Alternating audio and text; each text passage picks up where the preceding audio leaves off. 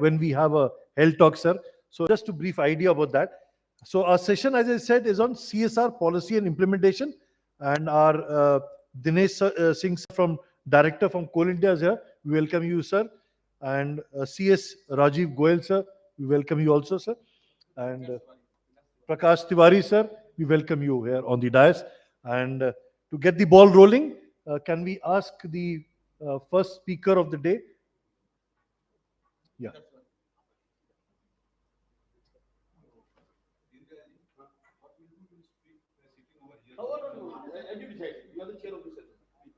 If there's any questions, we'll come back. I think that is better. One announcement you can make to other participants. We'll do it. This is a real tough task. Sure. I understand that. I said that after the stupendous lunch that Deen Dayal sir has arranged on a Tuesday, I think it's difficult for everybody to keep awake. But I'll request everybody who can hear in the lunch area also, or please send that message down so that we are starting the session and they can join as soon as possible. So what we'll do, we'll start with an initial round, each presenting their views of 10 minutes each. Is that okay, sir? We'll present 10 minutes each, or 10 to 12 minutes, and then it will be simultaneous with kind of panel discussion. Panel discussion. Okay. And every question that is there, at the end, we can ask the question from the audience, and the panel could come up and answer that. Thank you so much, sir. All yours. Thank you, sir. Thank you very much. So this is about this is about CSR policy and implementation, and we are glad that we've got three members out here. I am from the corporate, and then we have got Dinesh Singh ji from the PSU, and we have also got Rajiv Goyal ji, who is the company secretary, practicing company secretary. So I think we will try to give a perspective as to how we go about in our different organizations, go about making a policy. And when we talk in terms of the CSR rules, one of the laws, one of the first thing that they said that each company has got to have its own, the CSR has got to have a policy, a very clear-cut policy. And that is very much mentioned in section 135, या clause 7 as well, the rule 7 of the CSR. So हम लोग जब अपने corporates के ऊपर में, जब हम लोगों ने अपना बनाया है, especially जब मैं टाटास और जिंदल्स के ऊपर में जब मैं बात कर रहा हूँ बाकी corporates के ऊपर में, we are basically, when we make the policy, we make the policy in such a way is, there are three ways we look at it. We look at from an impact perspective, we look from a protection perspective, and we also look from a risk perspective, or we look from a development perspective जब अपनी policy बनाते हैं. Risk perspective का मतलब ये है कि जब भी हम कोई बड़ा infrastructure project कर रहे हैं, तो there are large amount of risks. There are social risks, environmental risks, and there are a lot of financial and other risks as well. So we take these three things into consideration. Second thing, what we do is protection. Protection का मतलब ये होता है कि जब हम कहीं पर भी अपना प्रोजेक्ट कर रहे हैं या अपना बड़ा पावर प्लांट बना रहे हैं, तो वहां पर, because since we have taken land assets of the particular people, their livelihood also have been affected. So there are certain risks. So and the people can, we require to have our own protection also. Like for example, हमारी गाड़ियां जो है coal mine से plant तक जो आ रही हैं, रास्ते में जो ट्रैवल कर रही हैं, there is a risk at any one time that they can be hijacked or there can be some type of a problem. So how are we going to look after those type of communities who are nearby that area? It's not only at the plant area, but we have got to look at this also while making that type of policy. The third thing that we look at besides this thing is from a development perspective. कि as a corporate हम लोग इतने सक्षम हैं कि हम पूरे उस एरिया का डेवलपमेंट कर सकते हैं नहीं कर सकते हैं. It's not possible for a particular corporate only to do the development of the complete region with their own funds, because इतने funds तो है नहीं कि आप पूरा कर सकें.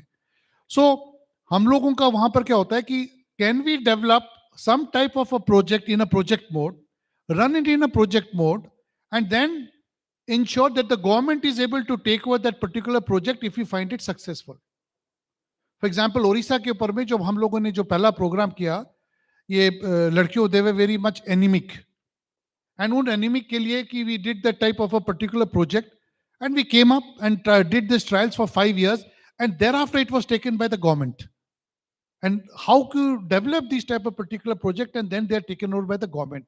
So we take these three factors into consideration in the corporate for making that type of policy कि किस perspective के साथ में हमें करना है, and based on them then we make those type of policies that we make कि इसी fields के ऊपर में काम करेंगे, and this is how we are going to mitigate as far as these risks are concerned. So that is the way that we used to do with it. So now I will also request Rajiv Goyal ji to let us know as to how do they do as far as the PSUs others are concerned. Rajiv. देखिए जो CSR में the most important part is that many people are actually taking it as a more of a from the financial perspective. CSR is not actually a financial burden on the company. It is not actually from the financial perspective. Government can very well do it by levying a 2% cess, collecting it from the corporates and spending it on their own.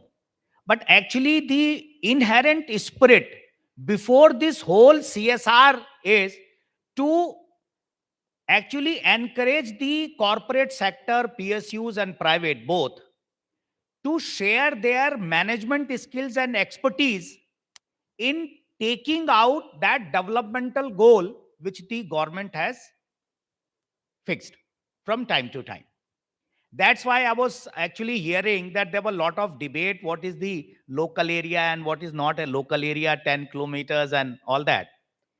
Idea is that government wants to encourage that every company whosoever is covered under the CSR, they must focus on the area around their workplace, whether it is a factory or corporate office or something like that.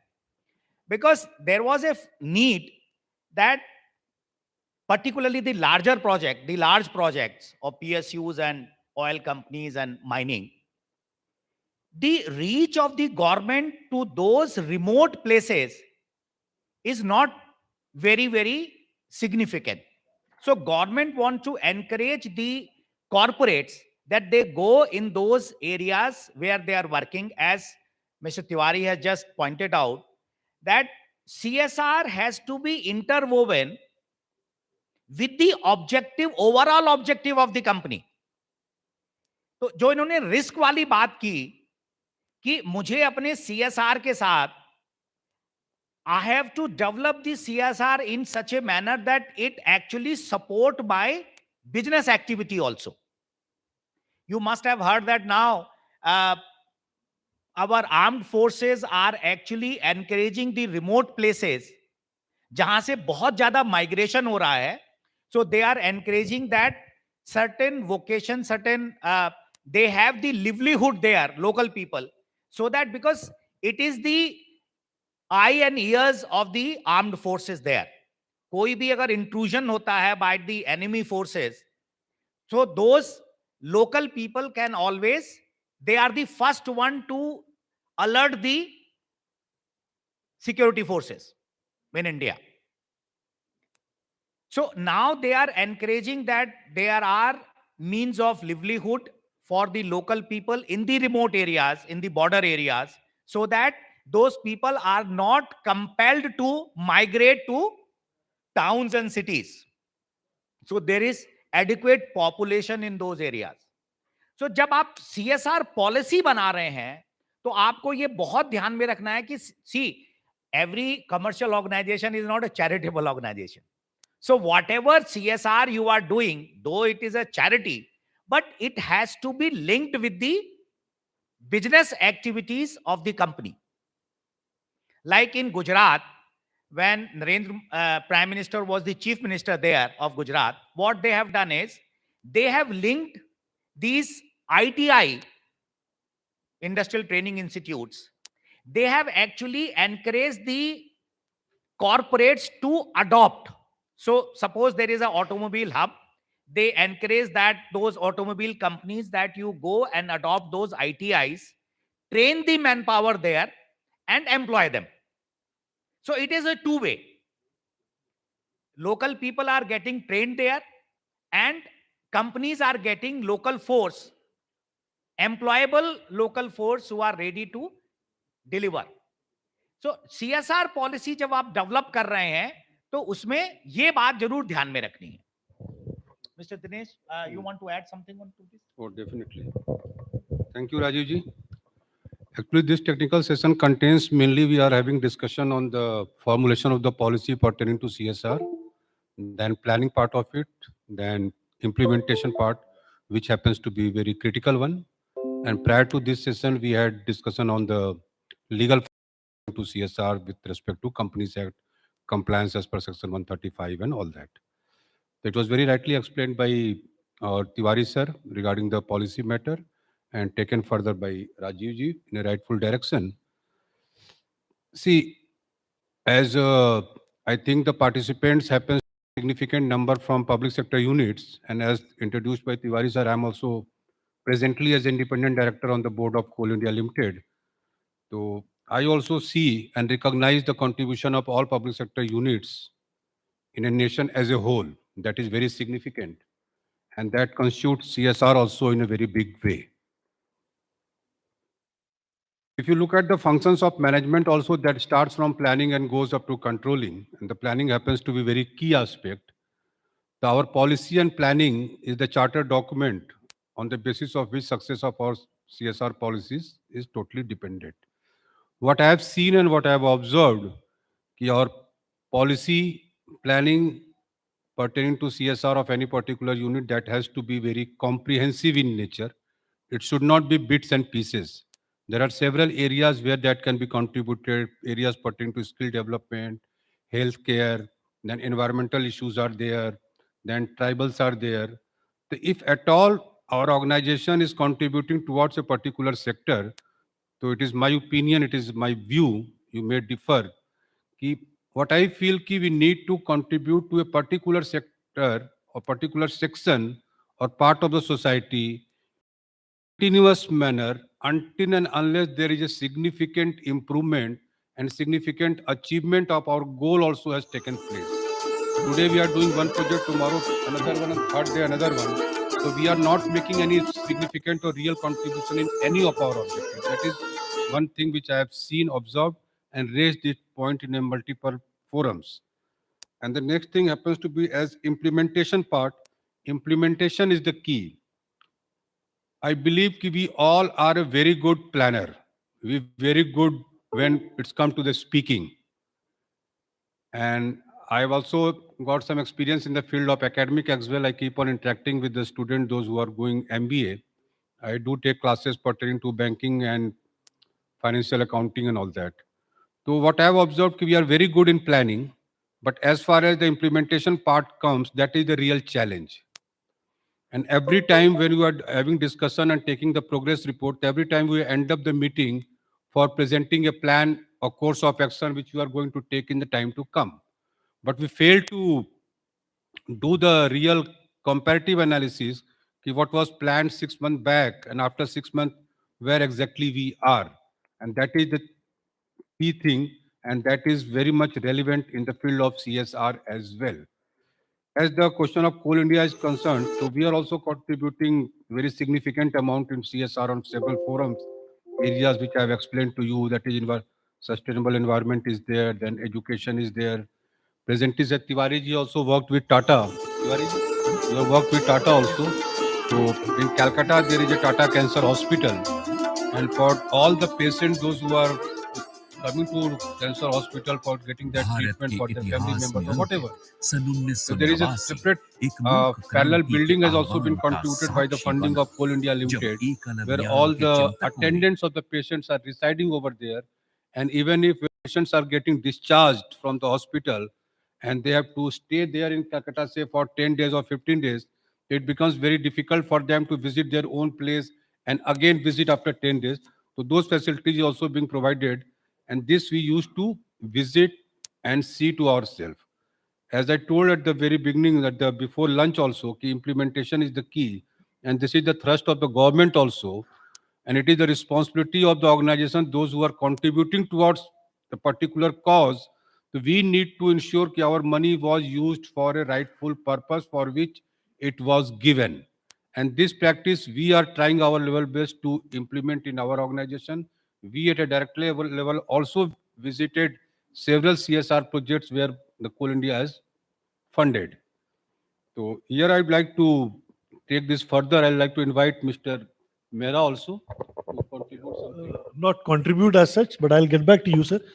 We had the opening remark from all three of our panelists, Dr. Colonel Prakash Tiwari, sir, Shri Dinesh ji, and CS Rajiv Goyal, regarding corporate as well as the PSU opening into the CSR policy and implementation. And it has been rightly said that CSR being a win-win situation for each one of them.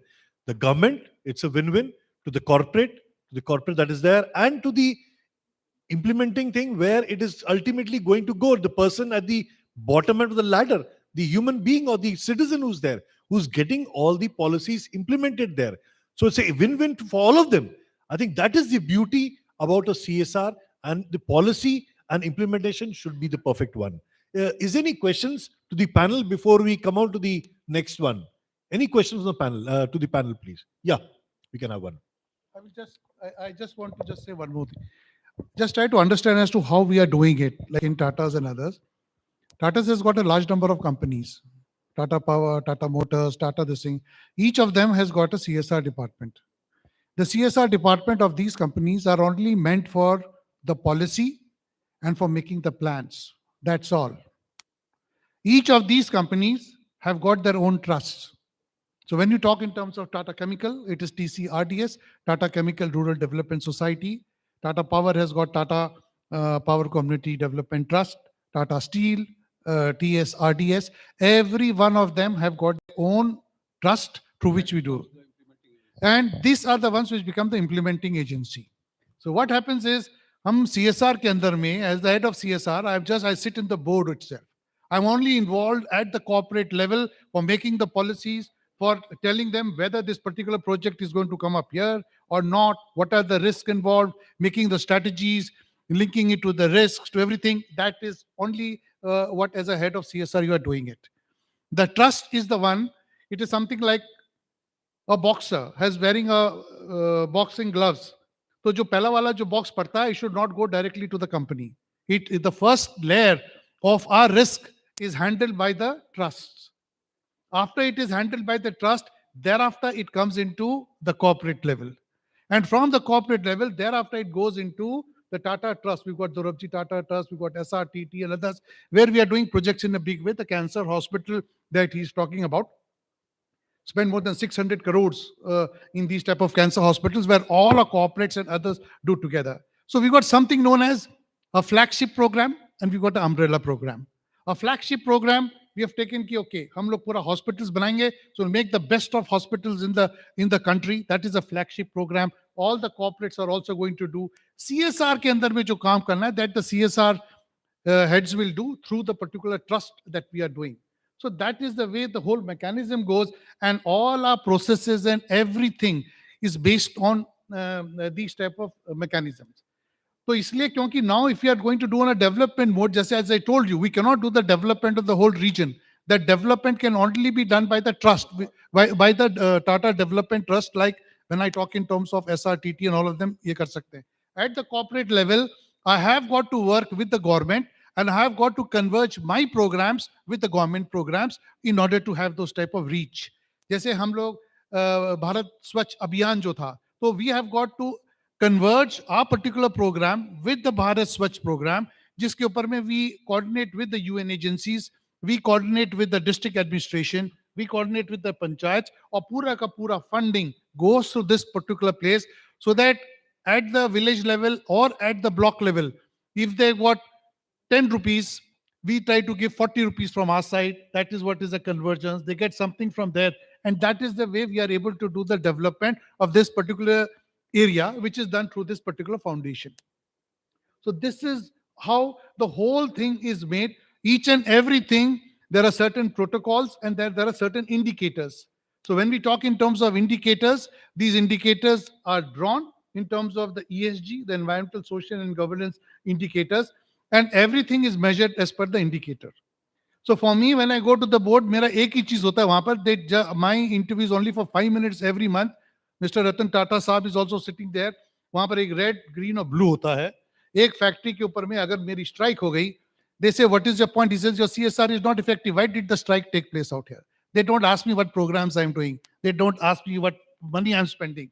Their only measurement of impact is if the plant is running properly, there are no problems from the civil side, there are no problems from other side. So I have got to get in touch with all the government people, right from अगर CM साहब को दूसरे को medical college खोलना है, hospital खोलना है, I've got that type of leverage of going to them. Yes, this area requires a medical college, requires them. The meeting will be the thing will be taken at the board. They will help us to do that part. That is the way that we do CSR. So let the CSR policy come into place. Let it there. We go much beyond the CSR policy. We are not much bothered about them because as far as we are concerned, the funding and everything, the complete funding of the CSR, जितना भी होता है, everything is a CSR as far as Tata is concerned because it's not owned. It is owned by the Tata Trust. All the profits and everything is held by the Tata Trust, and all the money goes back to the people, goes back to the community. That is the way that we spend as far as the country is concerned, and that is the way we do those type of development in various areas and regions that we do. So that's the model that we follow. Yes, you had a question. Just wanted to. Can you please identify yourself and then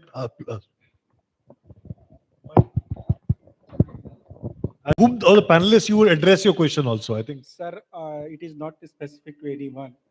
I will ask to the panel. There are actually two questions I do have. No, first My identify name yourself. is Identify Rituraj yourself. Ranjan. I am the finance head of Sector Skill Council, which is which works under the agriculture sector. My questions are two. There are two questions, sir. One is when we frame our CSR policy, we have to mention our objectives and that type activities under which we have to give the fund. So what does the law say about it? If my organization has the main objective that to provide skill development in agriculture sector, can my organization give fund to the activities related to the same field, like skill development in agriculture, or we have to opt to go for some other activity? First question, sir. There another. We'll take your question one by one. Okay. So first question, I think you would take that. See, his question is about what kind of a CSR activities are allowed. Activities are allowed under CSR, and what activities are not allowed under CSR. See, so broadly, they have given a Schedule 7. Schedule 7, you will find most of the utility activities there, except religious activities, everything is there. And they have clarified, the ministry has clarified that whatever activities they have jot down in Schedule 7, these are only broad heads. So you might cover under one of those heads, but your activities may be altogether different, right? So उनका कोई बहुत hard and fast law नहीं है कि वो उसमें वहां पे फॉल किसी पर्टिकुलर हेड में होना ही होना चाहिए. डिस्क्रिप्शन में आप फॉल कर रहे हैं, दैट इज सफिशिएंट. तो आप अगर वहां पे देखेंगे, except religious activities, everything else is there. So sir, if my now there are certain caveats into this. One of the caveat is that you cannot do CSR, and actually ये आपके लिए relevant है. आप उस activity में CSR नहीं कर सकते हैं जो आपकी एक्टिविटी है. Say for example, I have a client who has got a hospital chains. So as part of the CSR activities, they cannot have eye camp or anything relating to health. They cannot have, because healthcare is their main activity. So that will be tantamount to your business development. That's why you will find that they have also prohibited कि आप कोई sponsorship के by way of sponsorship you cannot do any CSR, because when you are actually sponsoring something, then you are actually doing a brand building, you are doing your marketing in that. So exactly now, if you are doing a agriculture research, right? when you are doing agriculture research, then you can do CSR activities. For example, you can uh, join hands with lot of gram panchayats where you are taking care of their health, senior citizens and all that.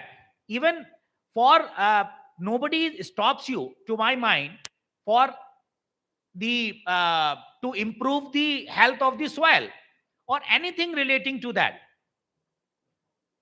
The only thing is that it should not be your main business activity. That's it. Thank you so much, sir. Sir, the another question was actually I was looking at all the list of all the sessions, and I could not find something which I think is important. Sir, we are talking about the companies who are paying, matlab who has to spend money. We are not talking anywhere about the laws frame and the requirements of the NGOs who have to who are or who are likely to who want to take fund from the companies.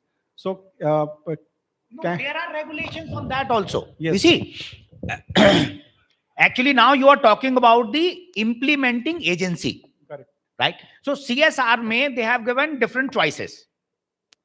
Corporate can do direct CSR, तो उसको बोलते हैं हम direct mode. Tatas ने कहा कि हम खुद करेंगे, ठीक है जी, आप खुद कर लीजिए. Then you can have your own in-house implementing agency.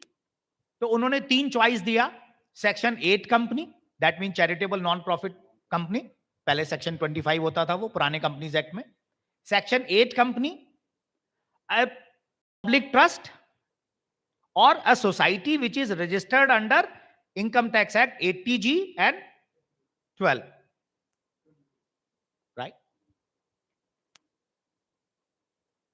इसमें यहां पे भी कोई ट्रैक रिकॉर्ड की जरूरत नहीं है.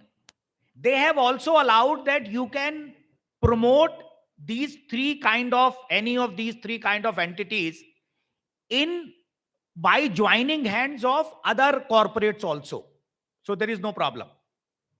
So normally you will find that now Tatas are actually very old history of philanthropy. So Tatas are different, but otherwise now lot of groups have promoted one section 8 company जिसके वो main object में डाल देते हैं that the one of the main object of this section 8 company is to carry CSR activities on behalf of such and such group. So they jot down the names of all the prominent companies of that group. For example, Vedanta Group, they have incorporated a section 8 company for that purpose. And they say that even in future, any group company, any entity, this company is to take care of the CSR.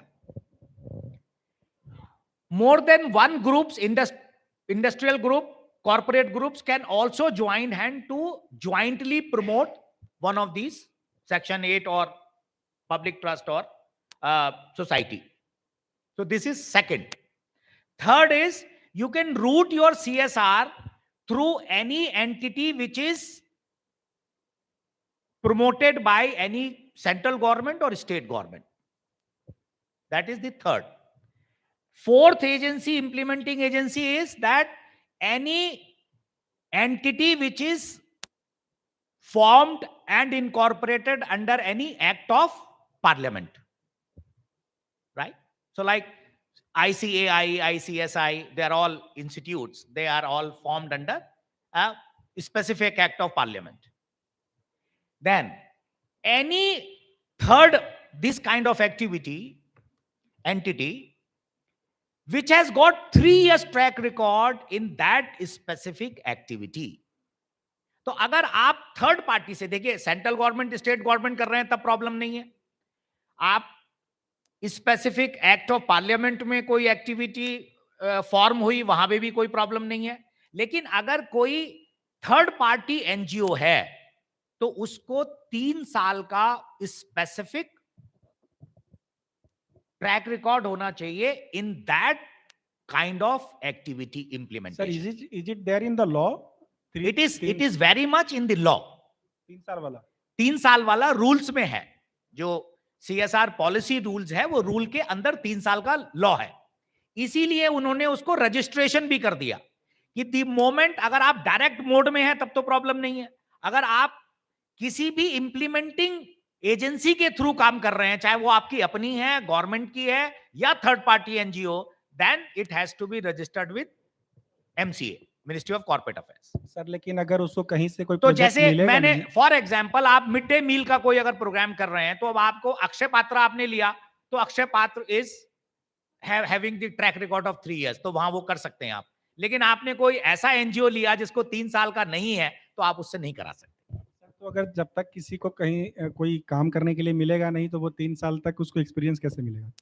नहीं sir, वो idea ये है कि आप CSR में वो experience gate नहीं कर सकते ना. CSR में उन्होंने ये बोला कि जब आप, बिकॉज अदरवाइज बहुत सारे फिक्टिशियस एनजीओ आ जाएंगे, उसका मॉनिटरिंग कैसे होगी, कंट्रोल कैसे होगा उसका. उसी को कॉप करने के लिए दिस हैज बीन डन. करने के लिए तो किया This has been उन्होंने कि 3 साल का ट्रैक रिकॉर्ड, प्लीज करिए. Right. I hope Thank I you. have answered your Yeah, question. yes, yes, thank you, sir. That's why the corporates have formed their own Section 8 and other companies and some of them, so that उसके लिए 3 साल का नहीं है. But बाकी के लिए इसीलिए उन्होंने क्या किया, you see, I have got one of my first CSR assignment of vetting a CSR agreement, and I was surprised to, that was the biggest shock of my life. Very renowned NGO, right? And what they were doing is they were collecting the old school bags from all the households. आपके पास आएंगे, बच्चा आपका पास हो गया, पुराना bag है, उसको वो रिफर्बिश करेंगे, रिपेयर कराएंगे, और उसके बाद they will distribute among the needy children, right. और एवरीथिंग, और उसमें पैसा कहां गया, पैसा गया सारा ओवरहेड में. तो इसीलिए इन्होंने वो 5% का कैप लगा दिया कि आप 5% से ज्यादा ओवरहेड में नहीं डाल सकते, अदरवाइज सारी सैलरी चल रही थी बहुत सारे एनजीओ में, with due respect to the genuine NGOs, right? That's why they put 5%. अच्छा, मैं पुराने, इससे पहले वाले सेशन में किसी की बात सुन रहा था, जो लोकल एरिया से रिलेटेड जो बात हो रही थी, इंप्लीमेंटेशन में जो ओवरहेड है, जो during the implementation of CSR है, that is not this under this 5% cap. 5% cap है जो आपका CSR team only for monitoring है या पॉलिसी मेकिंग है, राइट. जो इंप्लीमेंटेशन जो टीम है आपकी, वो ओवरहेड का 5% वाले कैप में नहीं आती है. वहां पे आप, वो तो इंप्लीमेंटेशन आप कर रहे हैं तो फिर क्या प्रॉब्लम. ना ही आपकी जो CSR इंप्लीमेंटेशन टीम की जो ट्रेनिंग है वो भी इस 5% में नहीं आती. आइडिया यह है कि इंप्लीमेंटेशन में आप पैसे लगाएंगे, वो आप बड़ी गाड़ी और उसमें नहीं लगाएंगे. वो उन्होंने 5% का कैप किया. I hope I have answered Yes, sir, your thank you so much.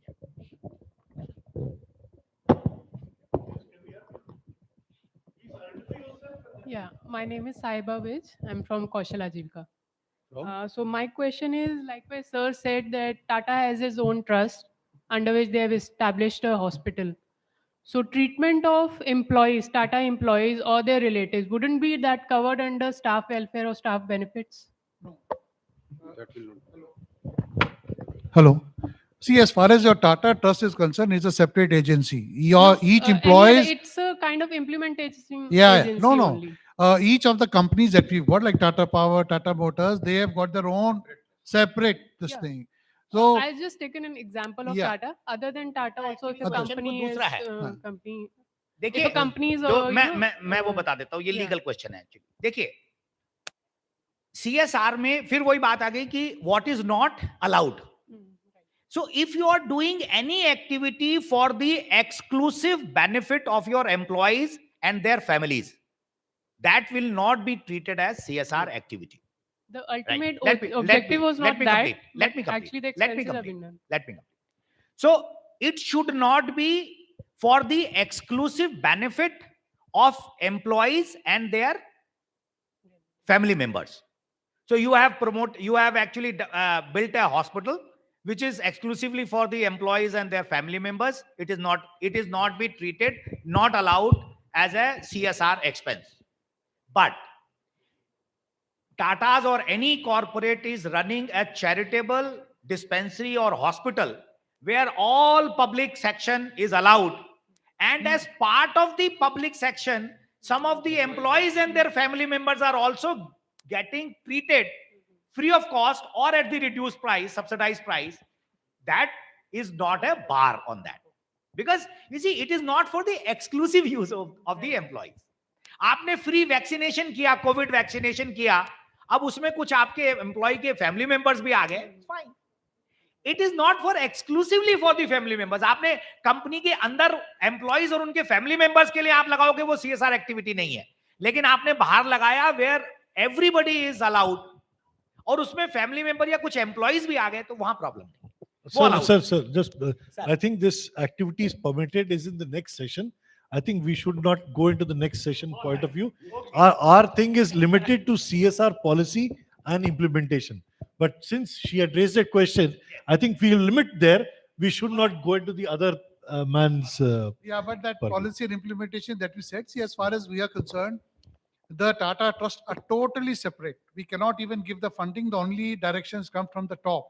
And secondly, none of our CSR projects can be done by the trust, by the way. No, the trust does not do other thing. It will be done through the trust of the individual corporate. That's I told you, Tata Chemical Rural Development Society. That's not the Tata Trust that they've got.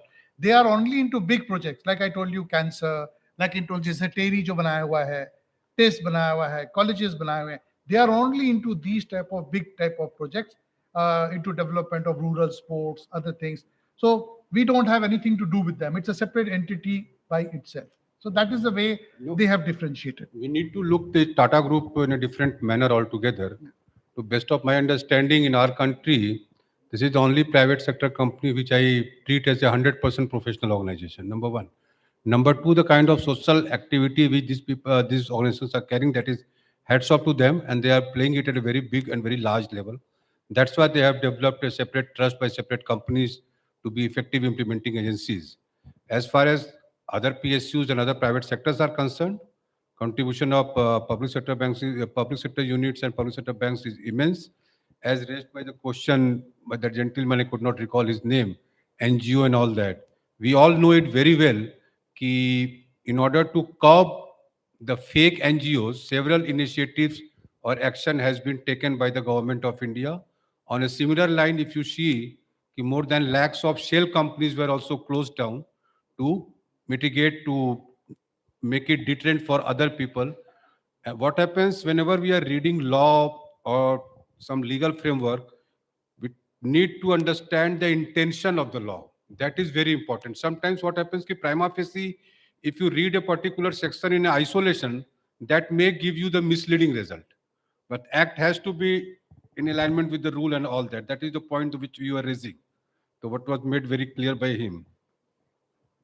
Or yes, sir, you would like to? Only one thing I said, and when we were making the CSR rules, policies, and regulation, I remember we were not the first country who started with CSR rules and laws.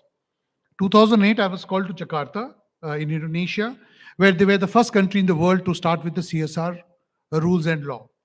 I was a part of that group with the Bakri group because we were doing some projects there in that part.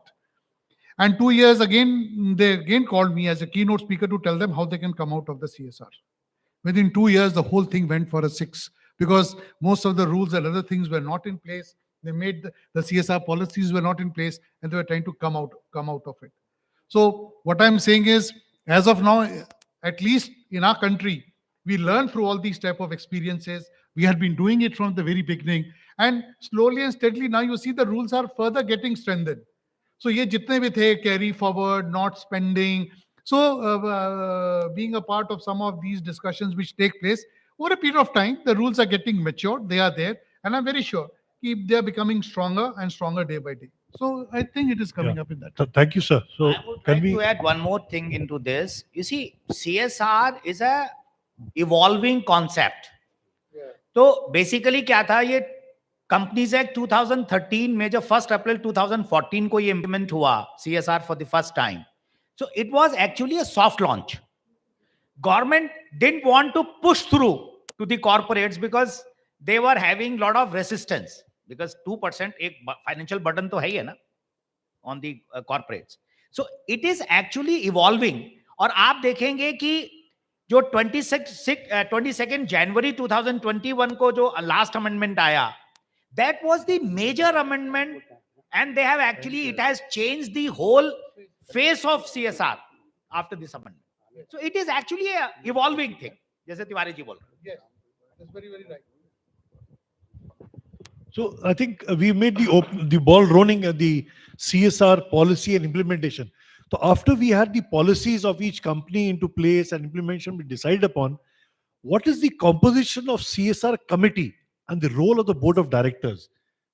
Can we ask Colonel Prakash sir to, or He's a Would like company to say secretary. I think he's a okay. company secretary. So we'll have Mr. Rajiv there as company Yeah. secretary So, from the see, yeah. so basically CSR is under the overall domain of board of directors. So first of all, you must understand that there is no external approvals involved in CSR. So whatever any decision at the time of initial implementation or policy framing or implementation or even the course correction, any change, everything is under the four corners of board of directors of that particular company. There is no external agency involved, no shareholders approval involved. It is absolutely at the discretion of the board of directors. Then to monitor this effectively, they have proposed that a specific committee of the board of directors, it is a committee of the board of directors, so only the directors can be members of this committee. You can have the special invitees to this, but not the members. So as CSR committee of the directors is required to be constituted in every company which is covered under CSR. If company is required to have an independent director, then 3 directors would be the, including 1 independent director, at least 1, are required to be member of the CSR committee. तो CSR committee में जिस company में independent director है उसमें 3 member होंगे, और जिसमें independent director की रिक्वायरमेंट नहीं है वहां पे 2 डायरेक्टर होंगे. जैसे प्राइवेट कंपनी है तो वहां पे तो है ही मैक्सिमम ही डायरेक्टर 2 होते हैं, तो 2 director.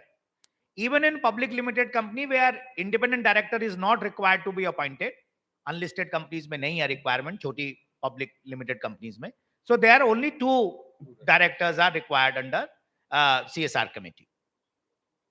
CSR committee will overall make the policies, make the recommendation to the board of directors, and it is up to the board to accept that and give the note for implementation of that. So basically, that is the legal. Can I come in there? Do you have a lay person or a society person also involved in that committee, a CSR committee, or just with the committee board of directors and that is all? This committee is a committee of board, so only the directors will be the members, but you can invite as a co-op special invitees or as a advisors to the committee. You can take advice of the experts, you can invite them in your meetings, but they will not be members, so they will not have a voting right on that. Got it. Got it. So I think that will be the policy which is uniform for public sector or private both. Yes, sir. Yeah. This is a policy. CSR is applicable on, once the applicability of section 135 is there, it will be applicable on all companies incorporated under Companies Act, of any Companies Act, whether 2013 or 1956 or 1913 Act, any act. It is CSR is may be applicable even on a section 8 companies also. If section 8 company falls under any of the 3 criteria of section 135, then CSR is applicable on that also. And CSR is actually a standalone basis. तो बता, अगर CSR एक company पे लगा तो उसकी holding और subsidiary से कोई लेना देना नहीं. होल्डिंग सब्सिडरी पे अगर एप्लीकेबल है इंडिविजुअल स्टैंड अलोन बेसिस पे, तब ठीक है, नहीं है तो नहीं है, काम कर. तो CSR is on each company stand alone basis, irrespective of whether it is a private or public sector, whether it is charitable or non-charitable, commercial, all companies, one of those 3 criteria. net worth, turnover, and profit. No, but an NGO, if it is there, it is a not non-for-profit organization. How can it come under CSR? They are also covered under CSR. So now they have to also do CSR activity. Oh, is that it? I didn't know about that. Yes. Yes. Rajiv जी, जी। वैसे ये question आपके subject का नहीं है, बार बार ये question आ रहा था कि लोकल एरिया और एक्सपोजर डिस्ट्रिक्ट, मेरे ख्याल से मिस्टर मोहम्मद साहब ने कुछ कहा था, तो इसमें कुछ आपका क्या व्यू है? मैंने थोड़ा सर, चाहता हूँ कि मैंने आपका व्यू इसको क्या थोड़ा है? सा टच किया था, मैं फिर बता देता हूं जी। एस्पिरेशनल जो ये सब जो टर्म्स हैं, ये क्वाइन की गई गवर्नमेंट लेवल पे, सीएसआर लेवल पे इसका कोई रेलेवेंस नहीं है। सीएसआर में गवर्नमेंट ने कोई चीज आपको फोर्स नहीं की कि आप किस एरिया में करेंगे। They have only said that it will be, please give preference to the local area of your area of operation, right. जैसे तिवारी जी ने कहा कि आपको यह जरूर देखना है कि आप कितना इंपैक्ट डाल सकते हैं उससे। कुछ क्लाइंट हैं जिनके 5-5 लाख 10-10 लाख रुपए के सीएसआर आते हैं साल के, उनकी रिक्वायरमेंट, राइट। तो अब वो 10 लाख रुपए में अगर वो पूरे हिंदुस्तान में घूम जाएगा तो वो कुछ इंपैक्ट नहीं होने वाला है उसका। हमने कहा कुछ नहीं कर, तो यहां से अपनी फैक्ट्री से आगे की तरफ बढ़ना शुरू कर, ग्राम पंचायत को जो है ज्वाइन करता चला जा, वहां पे देख 50-50 हजार रुपए में बहुत बड़ा इंपैक्ट आ जाता है। एक और जो बहुत अच्छा काम हो रहा है, देखिए गवर्नमेंट कुछ नज करती है, जैसे for example they have, prime minister has declared about the स्वच्छ भारत। स्वच्छ भारत में उन्होंने इंप्लीमेंटिंग एजेंसीज बना दी, राइट। सुलभ इंटरनेशनल को उन्होंने बना दिया कि ठीक है जी, आपको टॉयलेट्स बनाने, आप इनसे कांटेक्ट करो, ये बताएंगे आपको, आप ये सब कंस्ट्रक्शन कर देंगे। सब गूगल मैप से, अर्थ से, उस पे सारा जितना भी रियल टाइम प्रोग्रेस है वो सारा पता चलता चला गया। अभी जैसे उन्होंने नज किया तो आप देखेंगे कि पिछले मतलब 5 साल के अंदर हिंदुस्तान में उतने टॉयलेट बन गए जितने हिंदुस्तान में आज तक कभी नहीं बने, राइट। अब उन्होंने नज किया है ये जो अमृत सरोवर स्कीम है, अमृत सरोवर स्कीम में now they are focusing on the ponds, lakes, तालाब जो लोकल एरिया पे हैं। तो अब इससे क्या होता है, मतलब आइडिया ये है कि आपको वो एक्टिविटी करनी है जहां पे कोई रियल टाइम इंपैक्ट आप डाल सके। आप बहुत ज्यादा स्कैटर्ड कर देंगे तो उससे कुछ होने वाला नहीं। Otherwise there is no compulsion from the government side that you do in a particular area only.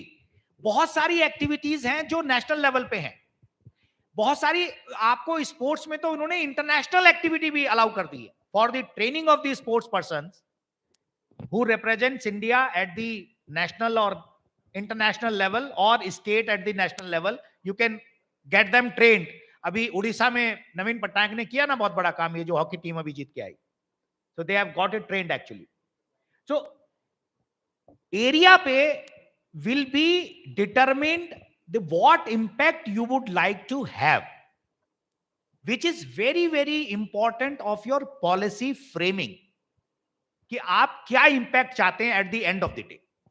See, जैसे the problem which happens is government की जितनी schemes होती हैं, when you talk in terms of स्वच्छ Bharat, for each of the toilet scheme that they gave, the funding was only 12,000. Out of 12,000 also, 5,000 something was to be contributed by the person himself in terms of labor, in terms of ये उस तरह से करना था। तो उसकी वजह से क्या होता है, they are not able to come up with that type of a quality, and that's why the corporate comes in। तो वो अगर एक बंदे को हम लोग 5,000 या 6,000 भी दे देते हैं, so the quality slightly goes up and he is also able to contribute and we are able to do it in that way। And that is what, जब आप अपना पूरा प्लान बनाते हैं, that is what I mean by convergence। When I mean by convergence means how are you converging your programs with the government programs। अगर हम जब toilet में बनाता था 20,000 में बनाता था, अब मैं खाली 8,000 में बना रहा हूँ क्योंकि 12,000 तो गवर्नमेंट के वो है, 8,000 मैंने दे दिया एंड उनके साथ में कंबाइन करके I have done the convergence part of it. So when you make that type of programme, that's what you do. Second thing is leveraging. Leveraging का मतलब ये होता है कि आपने क्या है, you are already doing some type of a particular project that you are doing. You join with the BDO, you join with them and you see how you can leverage that type of particular program. They can come into your type of a CSR program and you are able to finally also extend it up to that type of a level. So get into those type of programs. Abhi, when he talked about sports, अभी जिंदल्स के ऊपर में the सबसे पहला जो जब मैं जिंदल का प्रेसिडेंट भी था, at that time BFC, Bengaluru Football Club, the Bengaluru Football Club and all these clubs started because उस समय खाली क्रिकेट चलता था.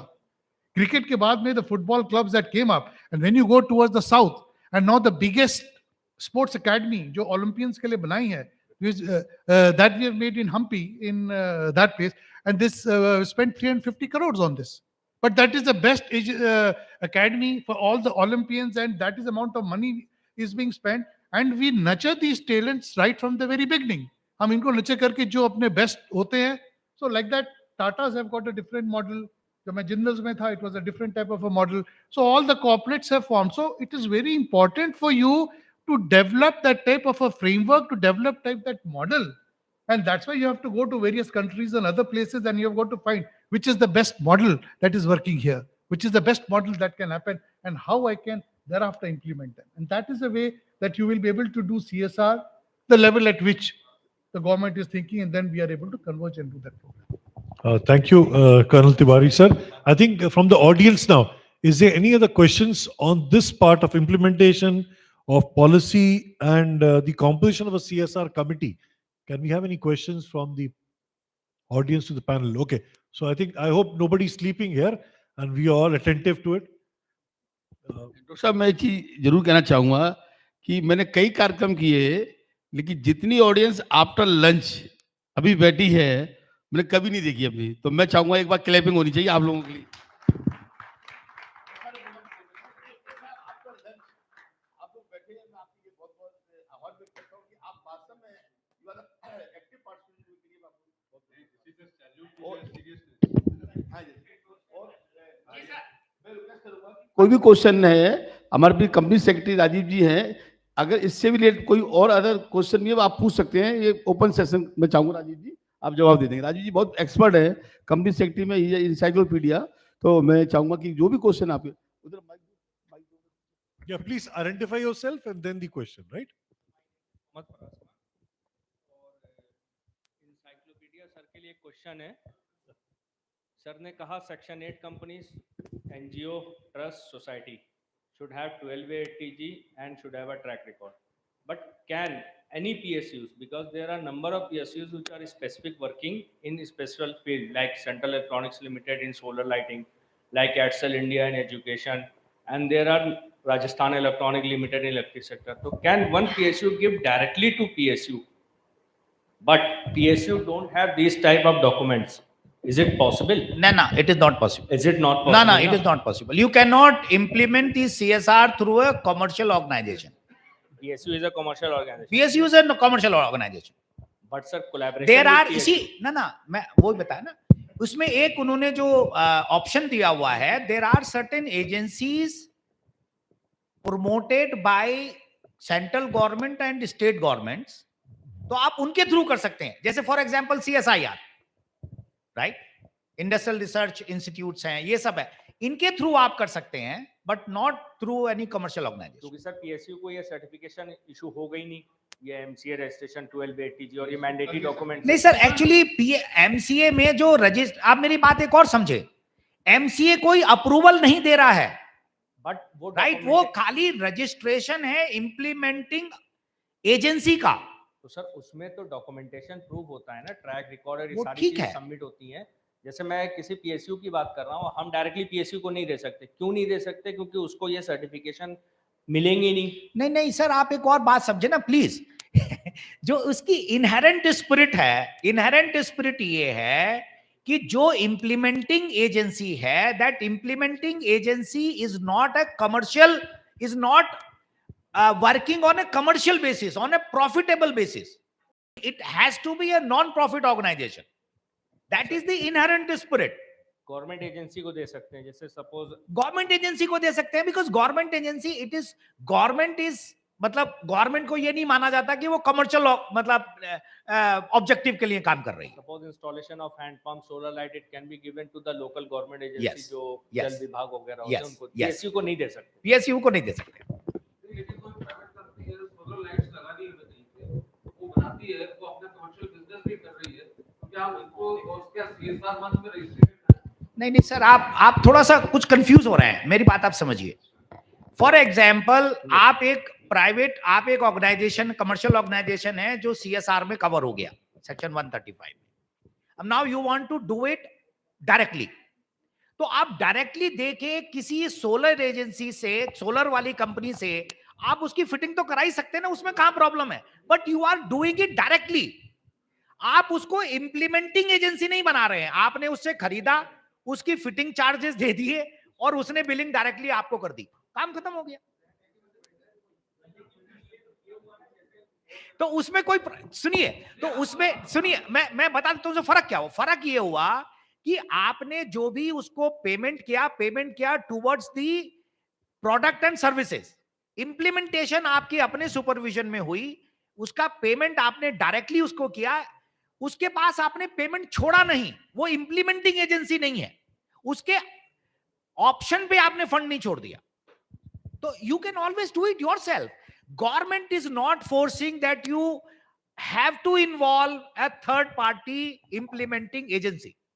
Sir, Government is not doing that. See, the point is what they're saying is one of the rules that we've got is please use your core competencies.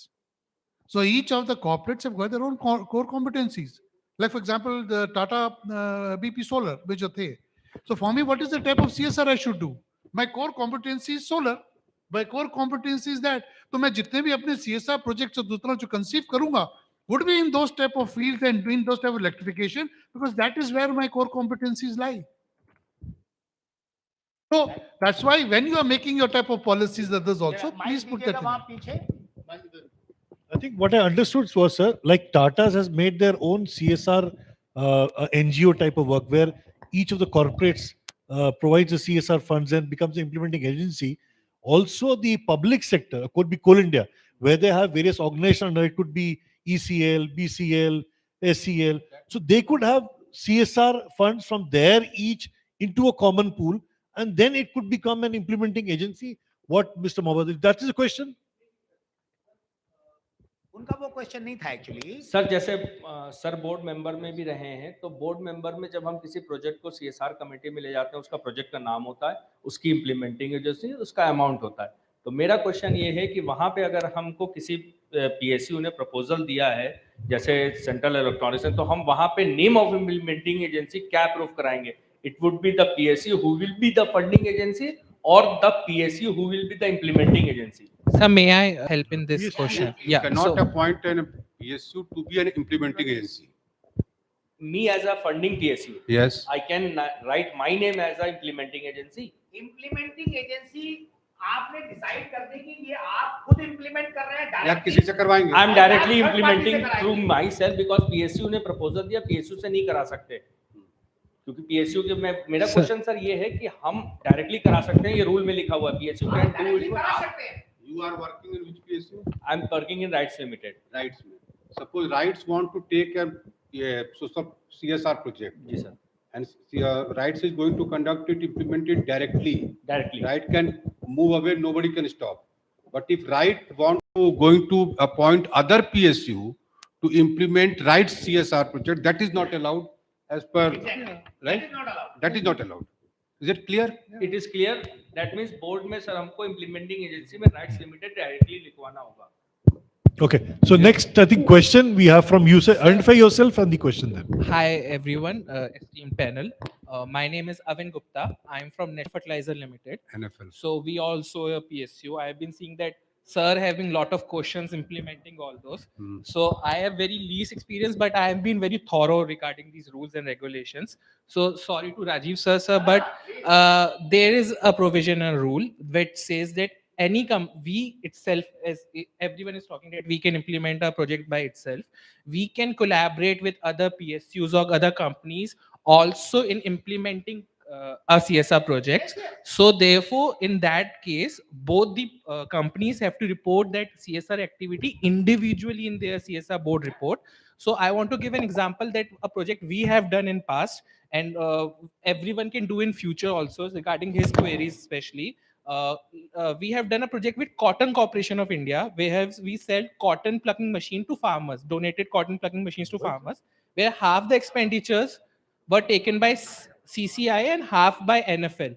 So the thing is, we can collaborate with other PSUs for implementing. It's just we both have to report that in a board report that we have collaborated, signed a MOU regarding implementation, and both individually have to report in their CSR activity. But we can collaborate with any PSU or other organization for implementing a CSR. I have made it very clear that you can collaborate. You can also form a third party agency together. There is no problem. His question is different. His question is that one PSU wants to get the CSR work done by another CSR. That is not allowed.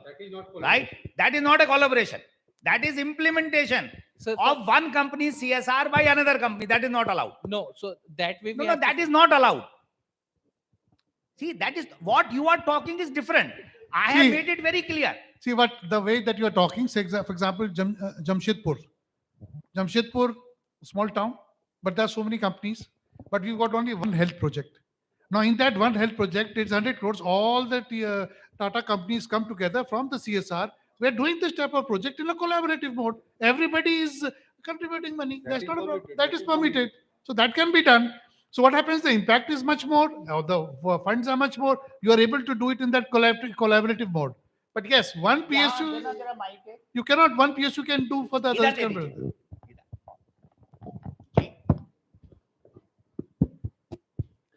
do. Dr. Satyendra Arya, CEO Agriculture Sector Skill Council. Just one clarification.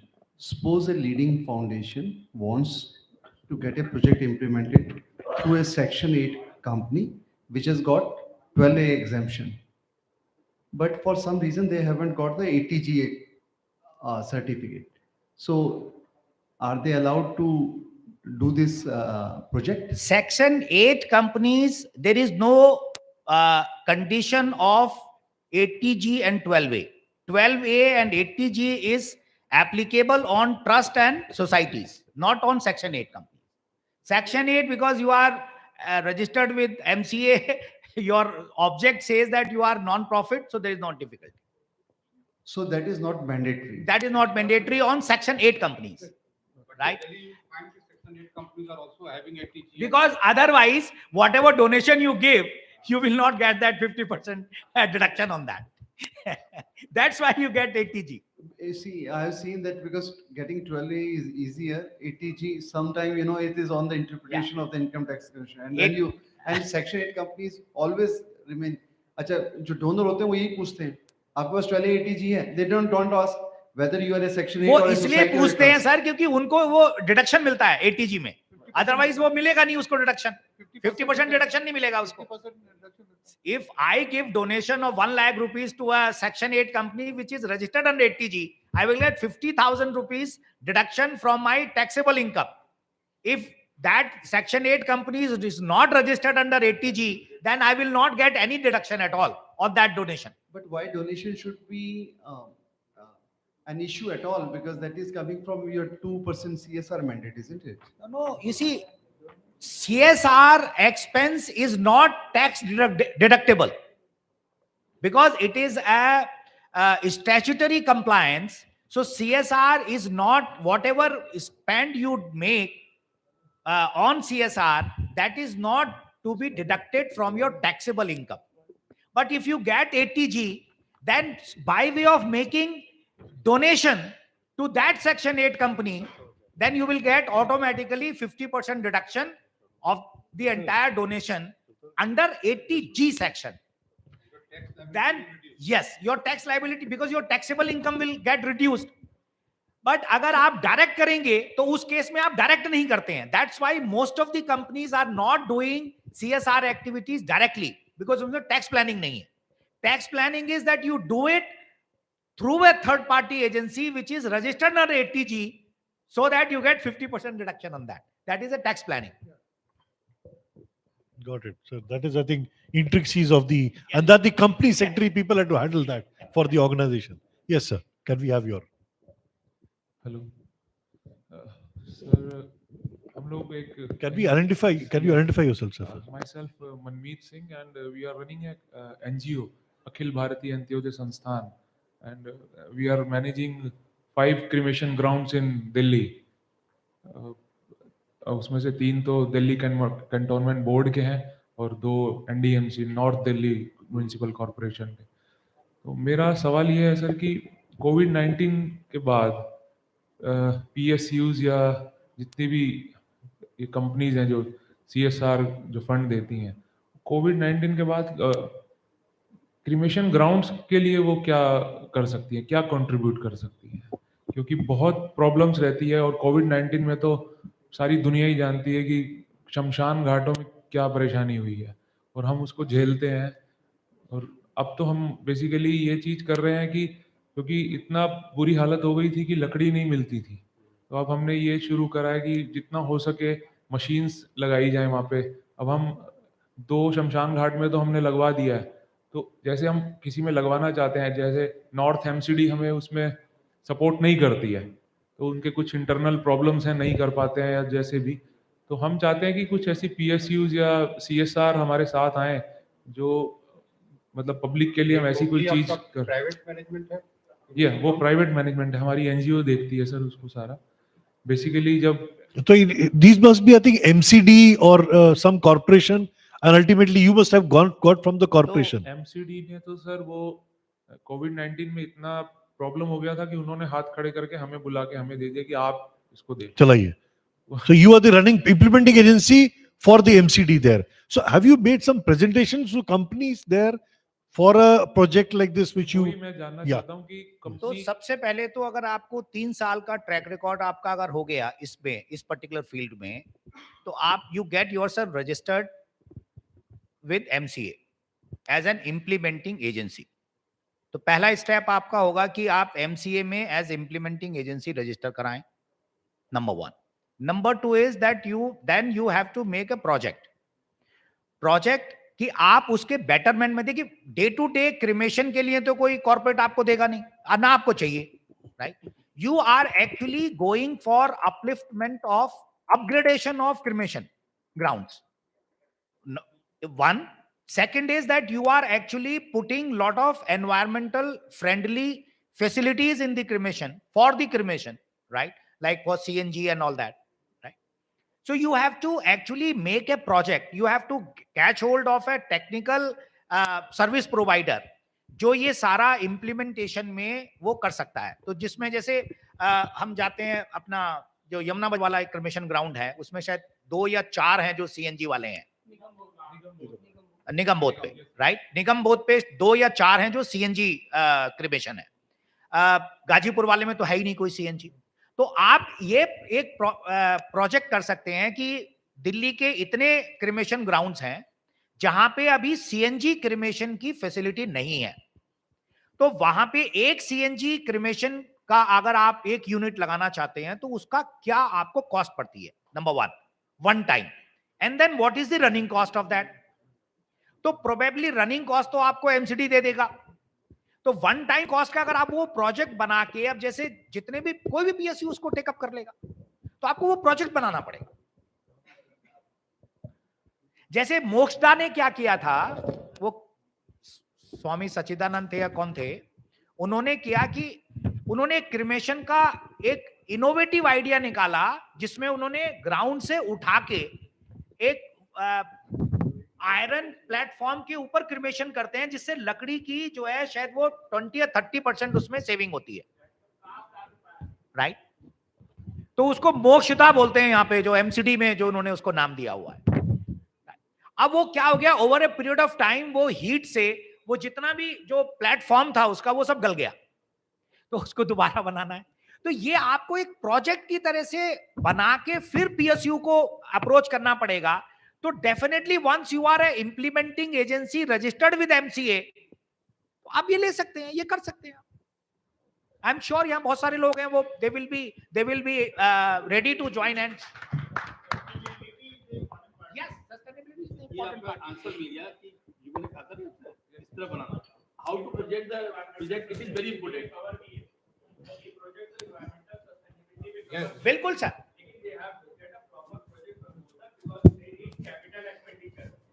इसी में IIT Delhi के कुछ students ने क्या किया है, अब आजकल बहुत जगह क्रिमेशन हो रहा है जिसमें वो जो गोबर के कंडे हैं वो उसमें मतलब जो ऐड कर देते हैं, तो उसमें लकड़ी की बहुत ज्यादा सेविंग हो रही है। जी myself please. Sadhvi Renu Sharma.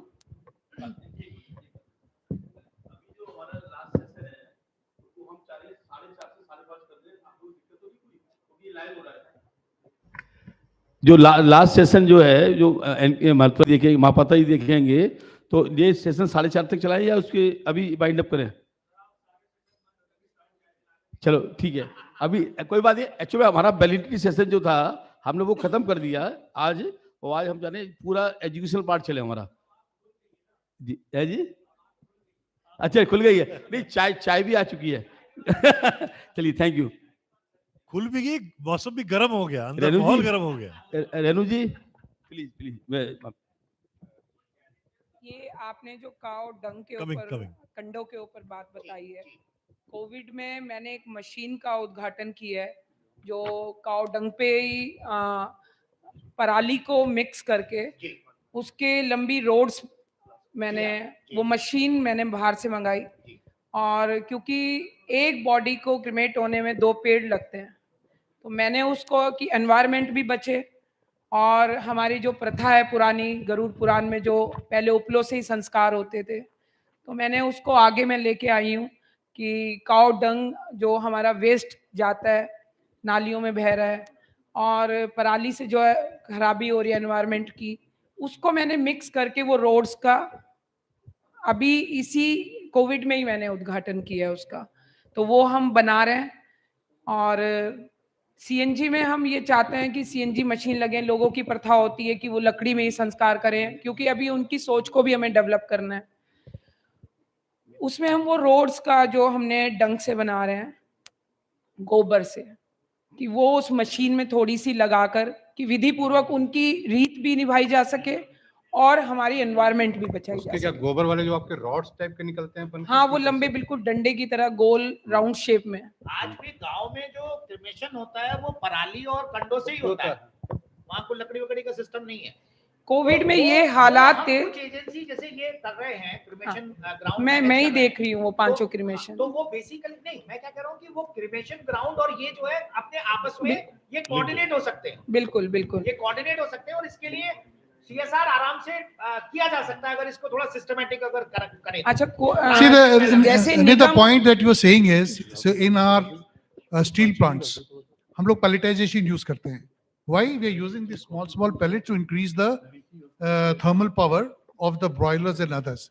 So now, अगर आपने ये develop किया है, so in that particular case, you have got to take up in a project mode. You have to do little bit of research, collaborate with someone, and say कि इसकी वजह से so much of fuel you are going to save, so much environmental these things are there, you are able to do so much amount of carbon sequestration. वो अगर पूरा का पूरा अपना आप बना के देंगे, then somebody will take that as a type of a CSR project. अगर आप बोलेंगे, because otherwise what will happen if I give you some money only for them, it is like a donation. I can't give a donation in CSR. It can only be given in a project mode. So in a project mode, you have got to make that project the point that he was saying. Bring out all these particular factors. अब पूरे साल का आप expenditure बनाइए, then you will keep getting from time to time, and then you have to go to the corporates, not only to the PSUs. You can go to any other corporates. They'll be इसमें वही जो हम लोग, yes yes. वो तो otherwise भी environment as such पूरा है, उसमें कवर्ड है, वो तो कोई टेंशन नहीं है उसमें। उसमें आप डालोगे तो बट CSR में you have to prepare a project, you have to prepare. because donation and CSR they're two different things. We Yes. cannot mingle them. तो इसमें प्रोजेक्ट आप बनाएंगे and definitely you'll end up getting this under your CSR you will getting the fund. तो उसका So पूरे there's one more efficiency, question. effectiveness, वो सब metrics develop Nothing. करके करना पड़ेगा. Okay, there's one more question at the back. I think somebody was asking a question there. Yeah, can you identify yourself and your mic, please? And after this question, I think we'll go on to the issue of CFO certificate and disclosure of CSR expenses in the board report. I think these two topics are left. So Sir. 10 minutes we'll wind up. Yes, sir sir. नमस्ते, नमस्ते नमस्ते। हम सुब्रतो, मेरा नाम सुब्रतो है, मैं अरुणाचल प्रदेश से आया, नॉर्थ ईस्ट से। एक हमारा हम लोग जो काम कर रहा है डोनीपोलो चैरिटेबल ट्रस्ट, हम लोग एक ट्रेडिशन कल्चर लैंग्वेज के ऊपर काम करते हैं।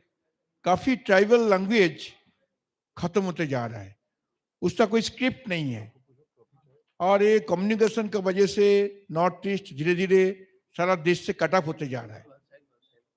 और हम लोग का नई जानकारी होके वो लोग भी बहुत दूर जा रहा है। अभी काफी नॉलेज है ट्राइबल लोग जो जानता है, जिसको इंडिजिनियस ट्रेडिशनल नॉलेज। अब वो इंडिजिनियस लैंग्वेज खत्म होने से वो सारे नॉलेज चला जाएगा। अब सारा वर्ल्ड में चल रहा है क्या ट्राइबल को प्रिजर्व करना है, तो प्रिजर्व किसको करता है? जो डेड बॉडी को प्रिजर्व करता है। हम बोलता है ट्राइबल जो कल्चर है वो तो पुराना है, अगर वो ट्राइबल कल्चर को हम प्रिजर्व नहीं करके उसको थोड़ा सा प्रमोट किया जाए, और उसका जो अंदर में नॉलेज है वो नॉलेज को हमारा जंगल बचाने के लिए, नदी को बचाने के लिए जो जो है, जैसे अंडमान निकोबार द्वीपपुंज जो ये क्वेश्चन ही है ये कॉर्पोरेट वाले हम लोग के स्कूल चला रहा है, इस काम के लिए मदद कर सकता है क्या? इसका गाइडलाइन क्या है? So I think what we understand is he's running a school in a village area or in a small district. And how does a corporate come in and support that school? Is that a government school or a private school? Not government, it is Question a is different. Gurukul, tribal Gurukul, new concept. So it's a private school. Private, no, private school, trust. Actually ये हम लोग ये भी not- Arunachal Kanhaiya में हम लोग एक NGO चला रहे हैं, वो डोनी फॉलो चैरिटेबल ट्रस्ट। तो इसमें अभी हमारा नया कॉन्सेप्ट है, उसमें अपना लैंग्वेज को, अपना जो ट्रेडिशनल जो भी एथिक्स है उसको हम लोग कैसा आगे लेके जाना है, उसको कैसा प्रिजर्व करना है, प्रोटेक्ट करना है। तो न्यू जनरेशन में अभी हम लोग का बच्चा लोग अपना भाषा भूलते जा रहे हैं, अपना ट्रेडिशनल जो एथिक्स है, कल्चर है, उसको भूलते जा रहे हैं। तो उसी का ऊपर हम लोग अभी एक गुरुकुल चला रहे हैं, वो बच्चा से शुरू कर रहे हैं। तो वो एक स्कूल है और उसका ऊपर हम लोग काम कर रहे हैं। स्पेशली हम लोग अपना ट्रेडिशनल जो लैंग्वेज है, कल्चर है, आइडेंटिटी है, आइडियोलॉजी है, उसका ऊपर हम लोग काम करें। उसका ऊपर आपका CSR हम लोग को किस हिसाब से कैसा मदद करेंगे, उसी को हम लोग जानना चाहते हैं। Thank you sir.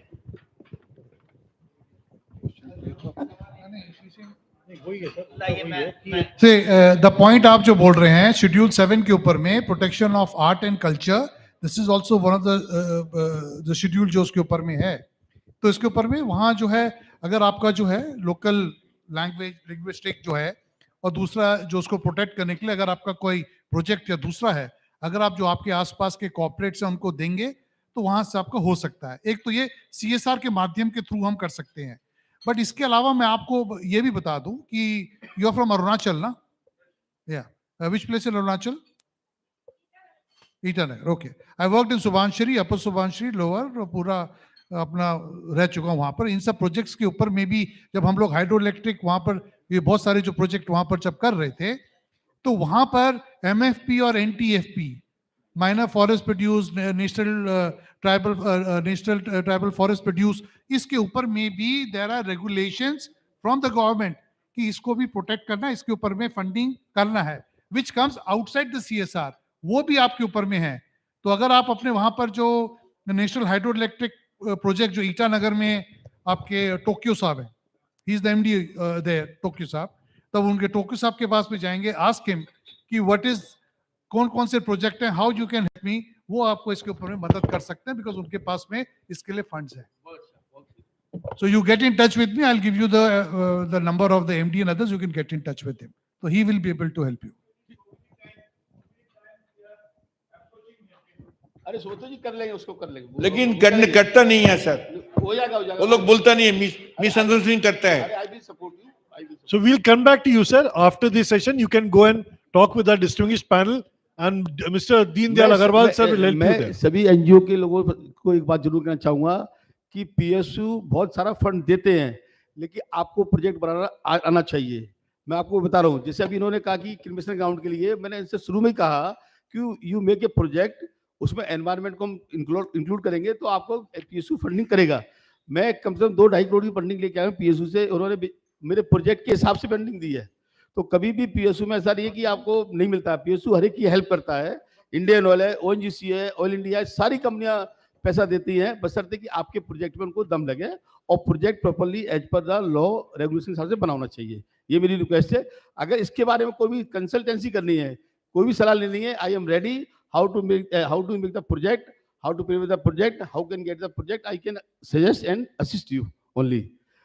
Now I request the other two subject, 2-2 minute के हैं, issue of CFO certificate और एक कौन सा है, disclosure of CSR बस expenses. 2 मिनट राजीव जी अगर आप बोलेंगे तो अच्छा रहेगा, आपके लिए 2 मिनट का काम है प्लीज है। उसके बाद हम ये वाइंड अप करेंगे। Mister NK Mahapatra ji there, next session के लिए मैं उनसे कहूंगा कि आप अपनी टीम के सभी लोगों को इनवाइट करेंगे, 5 मिनट मैक्सिमम लगेंगे प्लीज। देखिए जो सीएफओ सर्टिफिकेट है, उससे पहले मैं एक बात ये बता देता हूं, इसमें जो एक मेजर जो स्लिप होता है सीएसआर में, मेजर स्लिप ये है कि जब आप किसी इंप्लीमेंटिंग एजेंसी के थ्रू सीएसआर कर रहे हैं तो नॉर्मली एक टेंडेंसी ये है कि the moment you have made payment, CSR is applicable on a corporate, PSU है या प्राइवेट कॉर्पोरेट है, they have made payment to the implementing agency. तो वो ये समझ लेते हैं कि हमने पेमेंट कर दिया, हमारी बुक से पेमेंट चला गया, हमारा काम पूरा हो गया। ना, ये काम पूरा नहीं हुआ, राइट? ये काम पूरा नहीं हुआ। काम पूरा तब होगा जब वो इंप्लीमेंटिंग एजेंसी उसको अल्टीमेटली यूज कर लेगी फंड को। वॉट जो भी आपने प्रोजेक्ट अप्रूवल की है, उस प्रोजेक्ट के अप्रूवल में, उस प्रोजेक्ट के इंप्लीमेंटेशन में, until unless that money is ultimately disbursed and utilized, your CSR responsibility is not over, your CSR obligation is not over.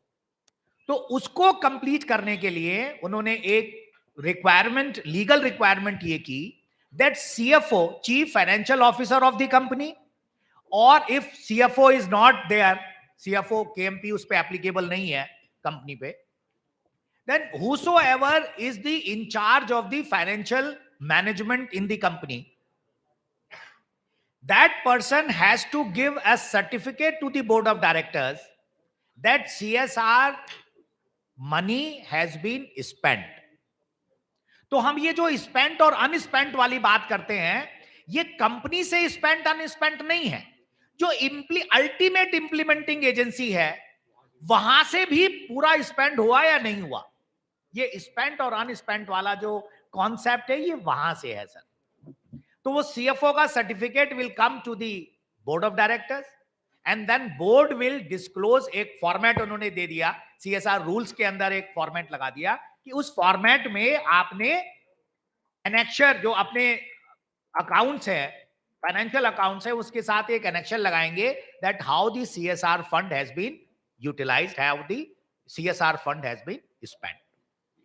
वो फॉर्मेट उन्होंने अब चेंज कर दिया है, ये जो जनवरी 2021 में अमेंडमेंट आया था। Add on a small thing. जैसे सर ने बताया कि CFO or the person in charge in the finance has to issue a certificate, this amount has been spent, but at the same time he has also to include in that particular certificate the amount was spent, number one. Number two, it was spent for the same purpose for which it has been given. So that is also mandatory. That is a part of it. That is mandatory. Policy आपकी बनी हुई है। बिल्कुल। क्योंकि इसमें क्या difficulty होती है, अब जैसे हमारा एक क्लाइंट है, अब वो एक आश्रम में देते हैं, वो कुछ चैरिटेबल अपना स्कूल वगैरह चलाते हैं। मैंने कहा भाई आप ये कुछ फ्री ऑफ कॉस्ट आप स्कूल चला रहा है ashram, but how you would know that your money has been spent. तो हमने वहां पे वो चेष्टा करके उस आश्रम में ऐसा सिस्टम बनाया कि वो जो इंडिविजुअल कॉर्पोरेट्स जो कॉन्ट्रीब्यूटिंग हैं उनके मनी का वो ट्रैक रख सके। हमने कहा भाई आप जो है 100 बच्चे हैं ना, वो इसको इसके साथ लिंक कर दो, इसकी फीस इसके साथ लिंक कर दो, जिससे ये पता चले कि अल्टीमेटली वो स्पेंड हुआ या नहीं हुआ। तो that is very very important. और जैसे सिंह साहब ने बताया कि ये जो आपकी अल्टीमेट जो CSR पॉलिसी आपने अप्रूव की थी, जिसके इंप्लीमेंटेशन के लिए आपने वो जिम्मा दिया, तो you have to make sure that that money has been spent on that activity itself. Certificate का प्रेस्क्राइब फॉर्मेट नहीं है, लेकिन जो एनुअल अकाउंट्स में बोर्ड ऑफ डायरेक्टर्स ने डिस्क्लोजर देना है अबाउट द अमाउंट स्पेंड, उसका रूल के साथ स्पेसिफिक फॉर्मेट है.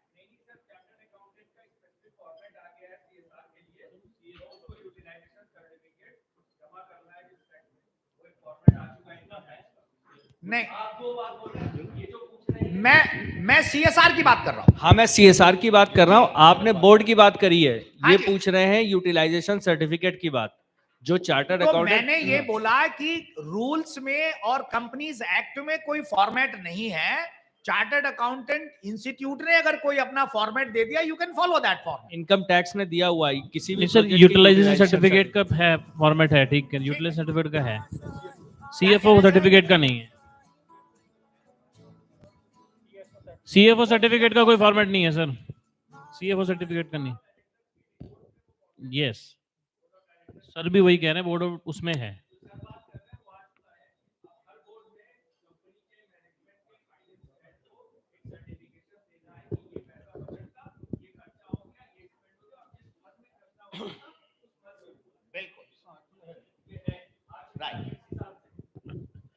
Thank you very much Rajiv Goyal ji, Dinesh Singh ji, no doubt हमारे कर्नल विकास तिवारी जी, और मंच संचालन के लिए हमारे डॉक्टर मेहरा जी.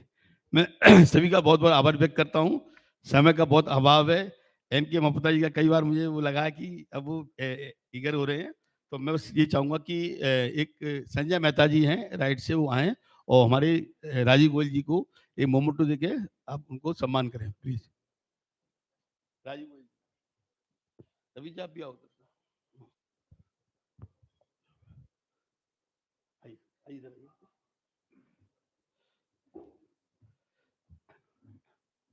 दिनेश जी का है अभी, दिनेश जी का है. एंड विनोद गोयल जी अभी है, चले गए बस. तो विनोद गोयल जी चले गए. तो मैं रेणु शर्मा जी से कहूंगा कि वो हमारे दिनेश सिंह जी का स्वागत करें एक मोमेंट. और मैं इनवाइट करता हूं एनके ममता जी आए. बेटा ये सब चेंज कर दो, फटाफट चेंज कराओ टेम्पलेट. आप थोड़ी वेलकम ऑन डाइस सर. ऊपर ही रहो. Yes sir. आप आइए मैडम, दे दीजिए.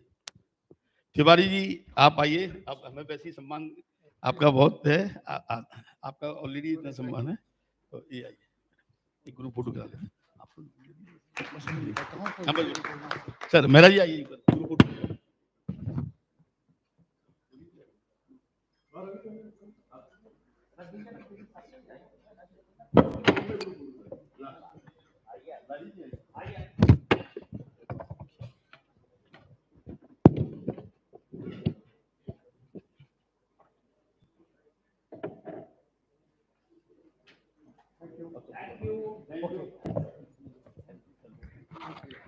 Thank you, sir.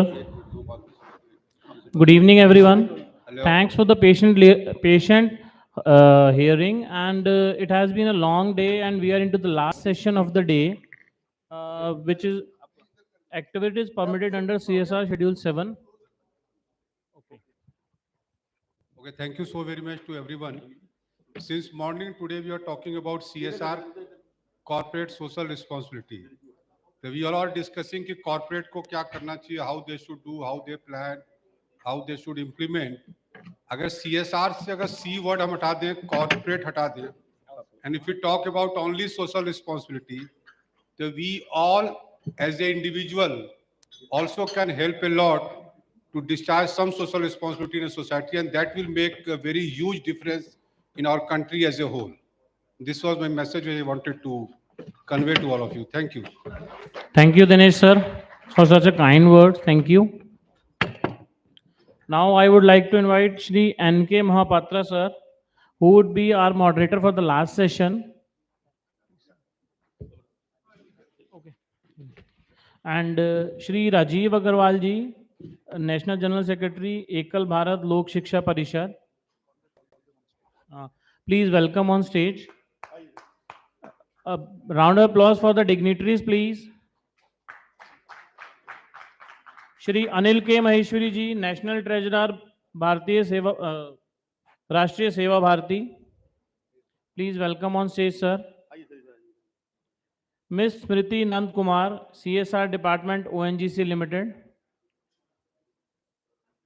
Shri Satendra Arya, CEO agriculture SSC. Miss Monika Bahl, CEO beauty and wellness SSC. Shri Mohit Soni, CEO media and entertainment SSC.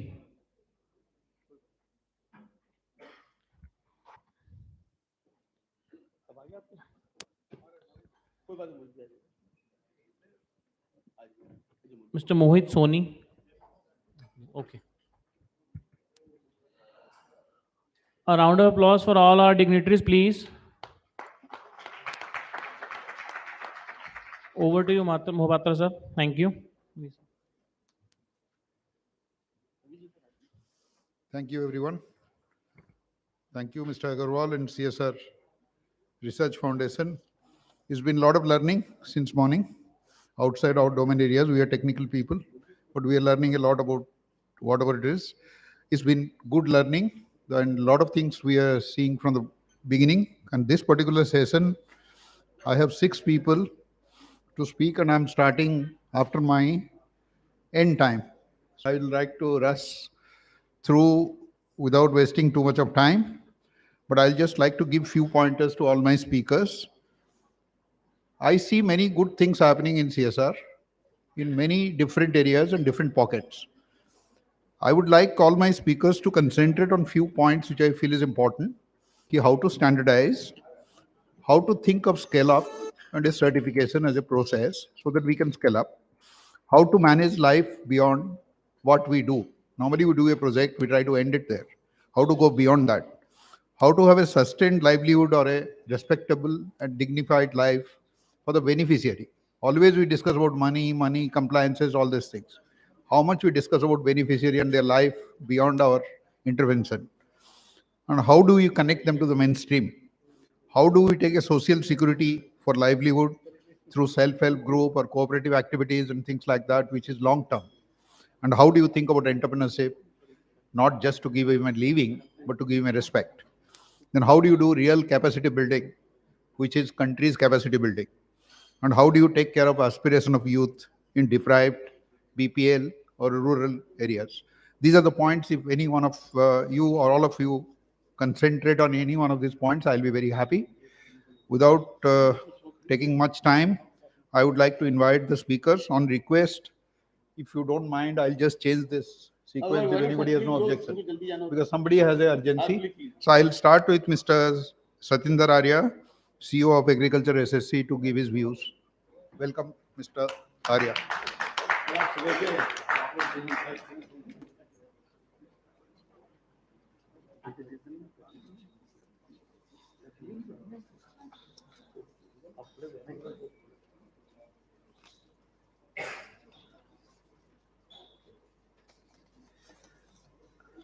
नमस्कार. मैंने बड़े प्रेम पूर्वक कुछ पॉइंटर्स बनाए थे क्योंकि I find it very difficult to speak impromptu.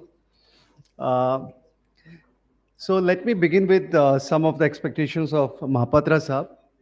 The chief guest in the morning, our ex-honorable Minister Shri Mahendranath Pandey ji, did emphasize one of the major achievements of Skill India mission, wherein within 8 years period, the skilling level of Indian workforce has increased from less than 5% to almost 25%, and a matter of pride.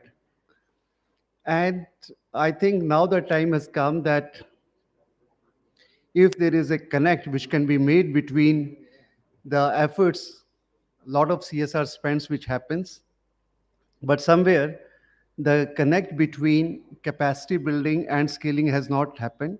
And some of this responsibility lies on us as well. My other colleagues here, I got two of them from media and beauty and wellness. They have been so busy, and including me, in executing the projects that we never reach out to industry in terms of what their need be and how they can use their CSR mandate for capacity building. Of course, long back in 2015, the Section 135 made it very clear that how vocational education is, covered by this. After that, very important fact that, some of my colleagues and fellow sectors skill councils would have approached few of the CSR foundations. It is very important to understand what are sector skill councils. Sector skill councils are industry-driven initiatives whose main mandate is standard setting of various vocations, doing training of trainers, training of assessors, curriculum development, and establishing centers of excellence. And these are gadget notified bodies, gadget notified by the Ministry of Skill Development and Entrepreneurship. They work in various domains, and they are working in 36 domains. And they vary from telecom to electronics, retail, beauty, wellness, media, and other sectors. Now, why this particular connect needs to happen between the CSR spend and where it can happen? I think one of the very important piece is the trade specific labs, which is badly needed in the skill ecosystem, or these can be improvisation of the existing training centers or the labs. In India, a lot of spend happens on establish and making infrastructures, but not so much on maintenance and operationalization of these centers. And that is one field where the leading foundations or the public sector units can make that particular span. Also, one can look at the possibility of setting up of the multi-skill centers, where at one particular center, various kind of sectoral roles across spectrum can be taken up. One of the things is, increasingly in the last few years, there is an attempt by the government that all kind of capacity building programs are NSQF aligned. What is NSQF? This is one particular framework which is basically enabling giving the dignity to the blue collar jobs, and various levels are assigned. So all the sector skill councils, they give the NSQF level certification along with the entire range of certified trainers and the contents which have been developed. I think there is a need, all of you are spending so much of money in giving financial support to the NGOs. But at the end, are we, finding any kind of output in terms of some physical evidence? Say for example, हम लोगों ने मान लिया कोई training की tribal areas में NTFP produce पे या उसकी हार्वेस्टिंग पे या प्रोड्यूस पे. So is there a kind of documentary evidence which he can take to a credit giving institution like a bank? I think in the last few years, it has been evidenced that a skill certificate has been a great enabler for the beneficiary or the trainee to access that particular credit. And जब भी अगर आपके पास में future के अंदर में कोई ऐसा प्रपोजल आता है फॉर फंडिंग के लिए, मे बी आप पूछना चाहेंगे कि इस कैपेसिटी बिल्डिंग के बाद में क्या उसके पास में ऐसा कोई स्किल सर्टिफिकेट है जिसके बेसिस पे वो क्रेडिट ले सके या उसको नौकरी मिल सके या वो बाद में कैरियर प्रोग्रेशन कर सके. You can also look at the possibility of contributing to the centers of excellence as well as the content and curriculum development, because ज्यादातर कंटेंट एंड करिकुलम अंग्रेजी और हिंदी में बनते रहे हैं विभिन्न क्षेत्रों के अंदर में. बट जरूरी है अगर हमें ग्रामीण भारत में पहुंचना है कि जो भी कंटेंट है वो रीजनल लैंग्वेजेस में बंगाली, कन्नड़ा, तमिल, असमीज इसमें अवेलेबल हो और ऑडियो विजुअल फॉर्म में हो, तो अगर आपके पास में ऐसा कोई प्रपोजल आता है, आई वुड रिक्वेस्ट कि जो डिजिटाइजेशन की बात कर रहे हैं हम, इंडिया को नेक्स्ट हमें 2047 की तैयारी करनी है. So all things are possible, and with the penetration of the electronic media, I think we should spend on the audio visual developments. I will just briefly touch upon the agriculture sector. सुबह जब ग्रामीण क्षेत्र की बात हुई, और कृषि जो है, हमारा भारतीय कृषि प्रधान देश है और ऑलमोस्ट 50% ऑफ एम्प्लॉयमेंट जो है वो कृषि से आता है. बट जैसा कि मैं आज सुबह कह रहा था कि मात्र 11% स्पेंड रूरल डेवलपमेंट में होता है और उसमें से शायद 4% स्पेंड एग्रीकल्चर में होता है.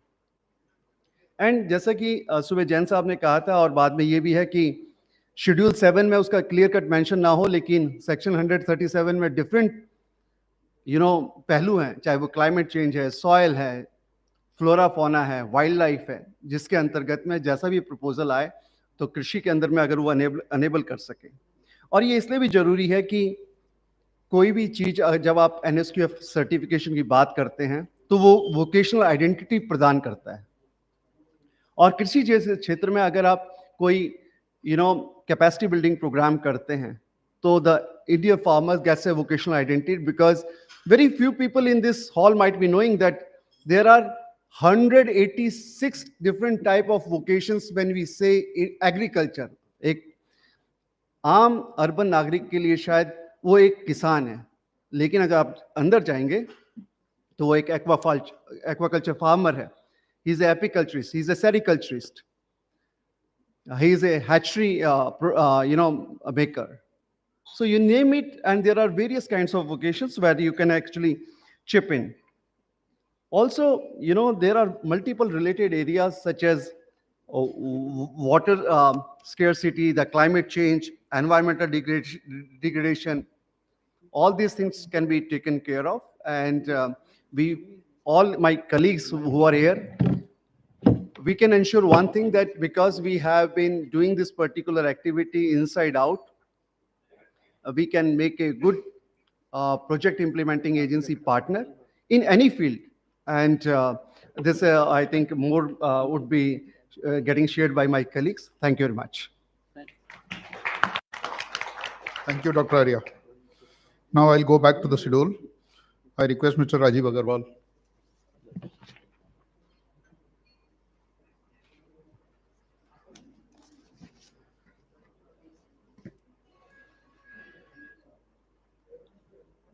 So, respected, distinguished panelists and chartered accountants, this side, and other ladies and gentlemen.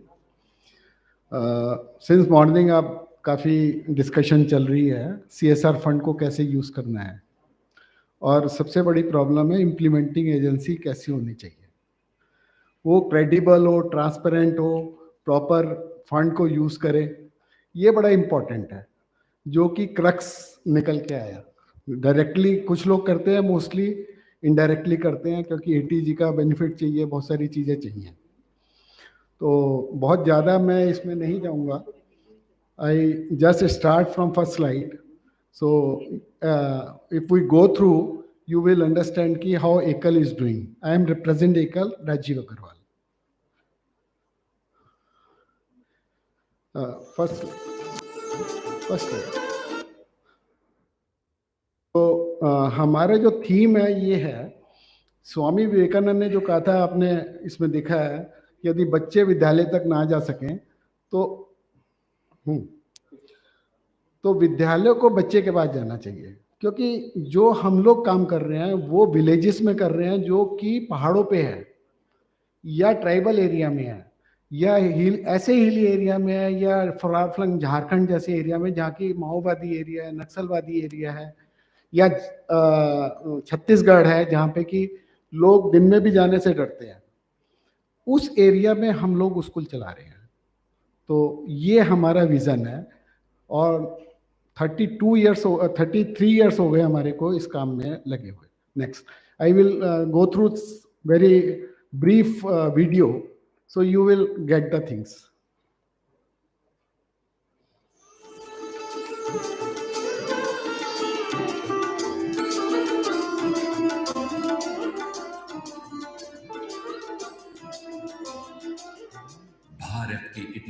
में अंकित सन 1989 एक मूक क्रांति के आह्वान का साक्षी बना, जब एकल अभियान के चिंतकों ने विकसित और सशक्त भारत की कल्पना को साकार करने के लिए भारत के गांवों को सामाजिक, सांस्कृतिक और शैक्षणिक रूप से सबल बनाने के साथ साथ स्वास्थ्य के प्रति भी जागरूक करने का संकल्प लिया।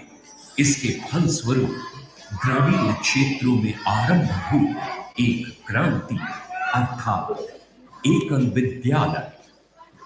आज लगभग 80,000 गांवों में 6 से 14 वर्ष की आयु के 22 लाख से अधिक ग्रामीण बालक बालिकाएं एकल विद्यालयों में अनौपचारिक और संस्कार शिक्षा ग्रहण कर रहे हैं। दैनिक रूप से 2.5 से 3 घंटे चलने वाले एकल विद्यालय के अनोखे पाठ्यक्रम में गीत, कविता, कहानी, गणित, योग, व्यायाम और खेलों के माध्यम से बच्चों के सर्वांगीण विकास पर अधिक बल दिया जाता है।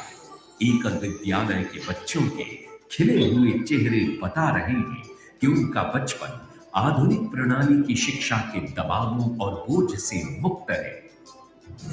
1989 में आरंभ हुई एकल अभियान की इस शैक्षणिक क्रांति में बदलते समय के साथ ग्रामीण भारत की नई पीढ़ी को भी डिजिटल रूप से साक्षर बनाने का निर्णय लिया गया। कुछ चुने गए ग्रामीण क्षेत्रों में शहरी बच्चों की भांति ई शिक्षा के अंतर्गत टैबलेट के माध्यम से उन्हें साक्षर किया जा रहा है। मुझे टैबलेट से पढ़ना अच्छा लगता है। मैंने उससे कई चीजें सीखी हैं। टैबलेट में कार्टून के साथ आवाज भी आती है और अच्छा भी लगता है। मैं टैबलेट से पढ़ना सीख चुका हूँ, मैं उसे चलाना भी सीख चुका हूँ। जो हम किताबों से पढ़ाते हैं, किताबों के माध्यम से खाली बच्चे पढ़ते हैं। हम टैबलेट से जब बच्चों को पढ़ाते हैं तो बच्चे चित्रों के माध्यम से, उसमें कहानी जो होती है, उसमें आवाज आती है, तो आवाज के माध्यम से बच्चों को अच्छा समझ में आता है। कुछ भी हम खेल कराते हैं तो उसमें हाव भाव के साथ होता है, तो वो बच्चों को और अच्छे से समझ में आता है। टैबलेट के माध्यम से जो हम बच्चों को पढ़ा रहे हैं तो गांव स्तर तक, शहर के बच्चे तो हमारे अन्य माध्यमों से सीखते ही हैं, तो गांव के बच्चे भी हमारे डिजिटल शिक्षा की ओर पूरा प्रोत्साहन उसमें मिल रहा है। एकल की ग्रामोत्थान योजना के अंतर्गत कंप्यूटर ट्रेनिंग बैंड्स, जिन्हें एकल ऑन व्हील्स कहा जाता है, उनके माध्यम से संपूर्ण भारत के सुदूर ग्रामीण क्षेत्रों के बच्चों और युवाओं को डिजिटल शिक्षा पूरी करने पर उन्हें प्रमाण पत्र भी दिए जा रहे हैं। पुरुषार्थ से जो अर्थ अर्जित हो वो परमार्थ में समर्पित हो, उसका नाम एकल है। स्वामी विवेकानंद जी ने कहा था, समय आ गया है, यदि कोई बच्चा स्कूल में नहीं जा पाता तो स्कूल को चलकर वहां जाना चाहिए। एकल विद्यालय अभियान स्कूल का चलकर जाना है उन सब के बीच में। जो सेवा एकल के माध्यम से आज की जा रही है वो मुझे सर्वोपरि महत्वपूर्ण लगती है। मैं आपसे इतना ही कहना चाहता हूं कि यदि अन्य कोई कार्यभार मेरे पीछे नहीं होता तो मैं सारा का सारा समय केवल किसी एक काम के लिए दे देता। एकल पुरुषार्थ का वैश्विक प्रतिनिधि, वो अकेले पुरुषार्थी है जो विश्व भर को चेतना दे सकते। मुझे चंदन का टीका लगाने के भाव से मेरे ललाट से चंदन बाद में लगा, तेरी उंगली पे पहले लगा।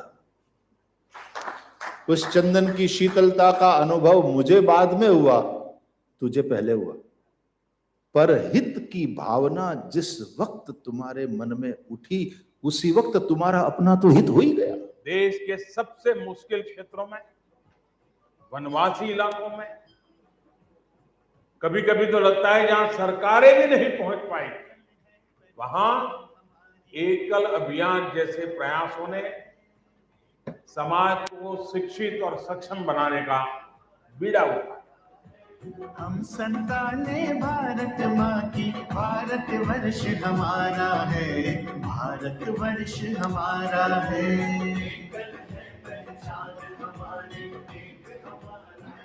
झारखंड से शुरू हुआ ये अभियान आज देश के 27 राज्यों के साथ कोने कोने में विस्तृत हो चुका है। I was invited to visit, one teacher school. There are some places, there's one teacher, she takes 5 class up to class 5, but 30 students. This is a creative education. That little episode here with these girls and boys from a neighborhood school, neighborhood Ekal school. एकल विद्यालय हमारे देश की ऐसी आदर्श संस्था है कि जो लाख एकल विद्यालय हमारे देश में लाखों आदिवासी विद्यार्थियों को पढ़ाने का काम करते हैं.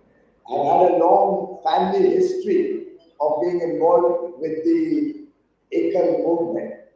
एकल अभियान 1 लाख की संख्या को पार करते थे. सेवा के क्षेत्र में, शिक्षा के प्रचार प्रसार में निस्वार्थ भाव से संबंध होकर कार्य कर रहा है. Ekal has played a key role in fighting corona in tribal and rural villages. Ekal has used its vast network of teachers and volunteers and deep reach to help government control. एकल का जो पूरा प्रकल्प है वह digital divide को भारत में खत्म करने के लिए बहुत गांधी शांति पुरस्कार 2017 दिया जा रहा है एकल अभियान ट्रस्ट को.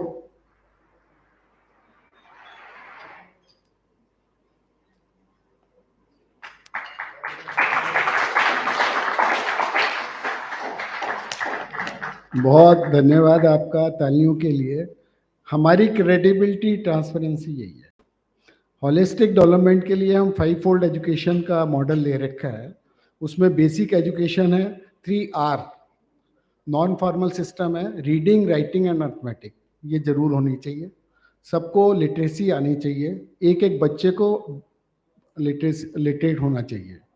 हेल्थ केयर एजुकेशन है उसमें कि जनरल क्लीनलीनेस है, हाइजेनिक है, और जो जितने भी ये नॉर्मल रिक्वायरमेंट्स है आयुर्वेदिक के, वो उसको नॉलेज होना चाहिए. गवर्नमेंट स्कीम्स की, गवर्नमेंट गाइडलाइंस की, गवर्नमेंट के जो प्रोग्राम्स हैं डेवलपमेंट के, रूरल डेवलपमेंट के, एजुकेशन डेवलपमेंट के, वो उसको इंफॉर्मेशन मिलती है. और लोकल रिसोर्सेज कैसे यूज़ करना है रूरल डेवलपमेंट में और विलेज डेवलपमेंट में, उसकी जानकारी हम लोग दे रहे हैं उसमें. और सबसे बड़ी बात क्या है, संस्कार शिक्षा, ethic and moral development.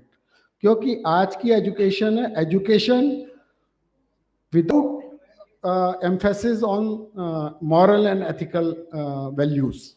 We are together. Ethical and moral values, education with ethical and moral values. So we are doing 5-fold system in this. And एक स्कूल के अंदर जो चौपाल में चलता है, कहीं भी चलता है, पंचायत घर में चलता है या किसी टीचर के घर में चलता है, वो 1 टीचर स्कूल जो है उसमें 25 से 30 बच्चे आते हैं 6 से 14 साल के.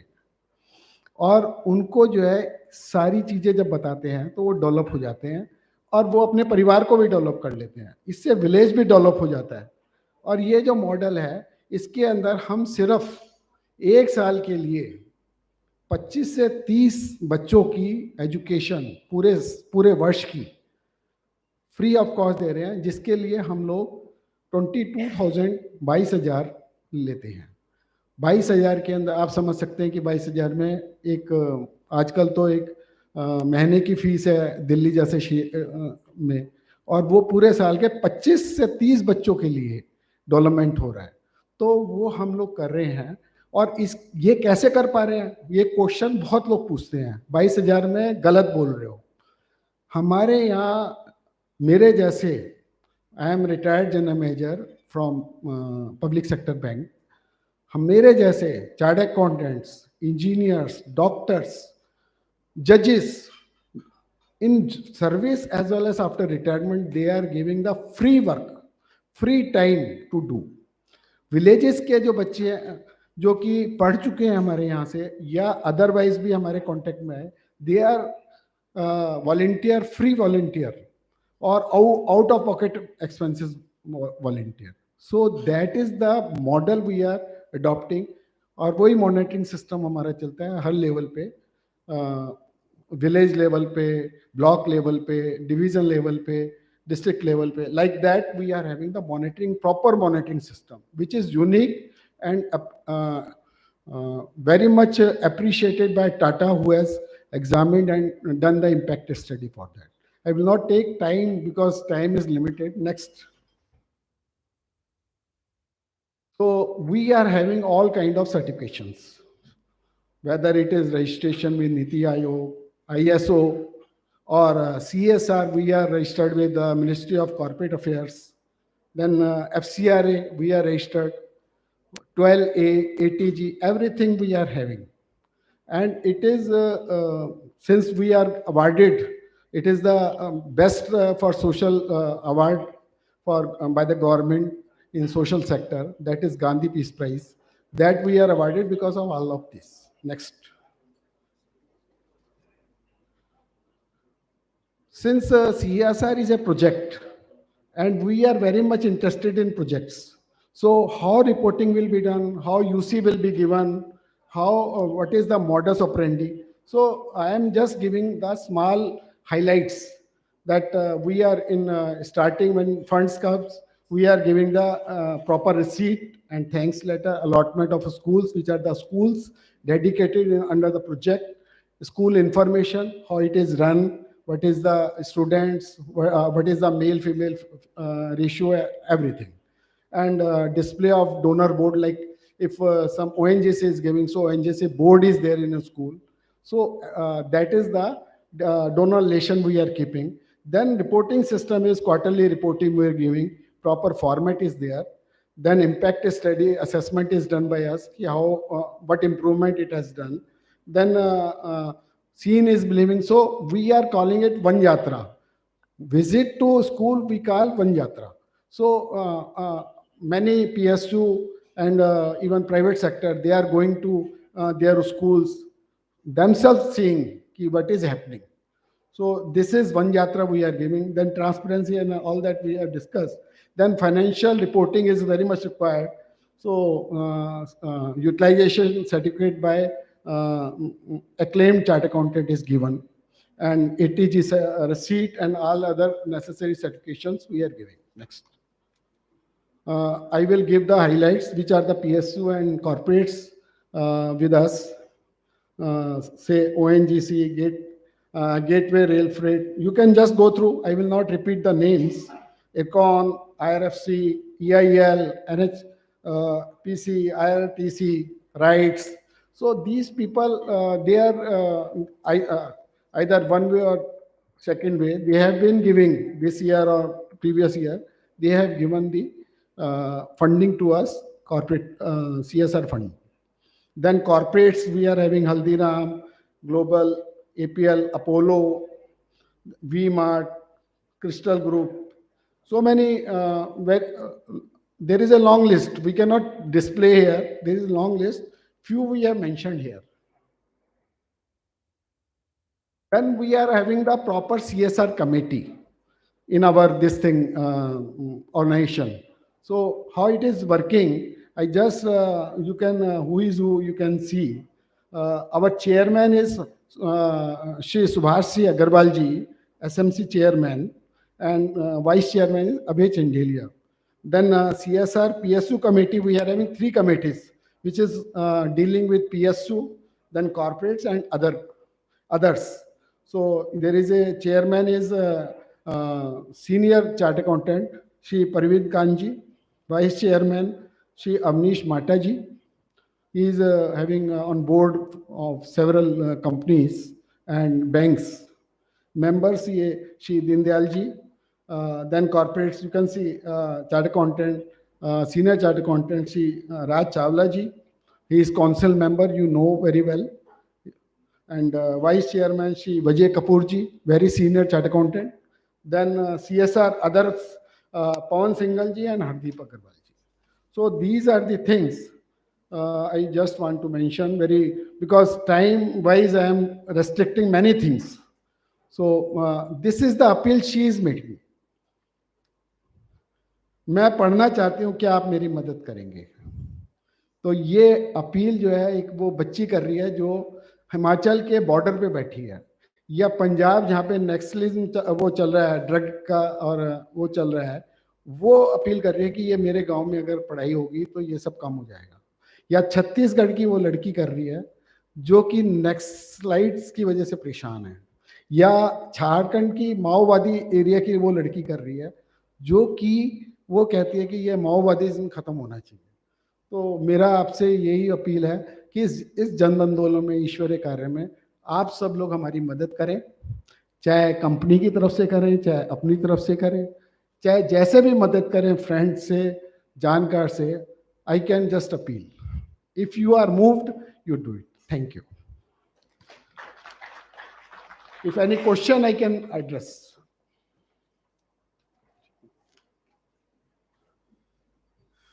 Very nice presentation and very great effort.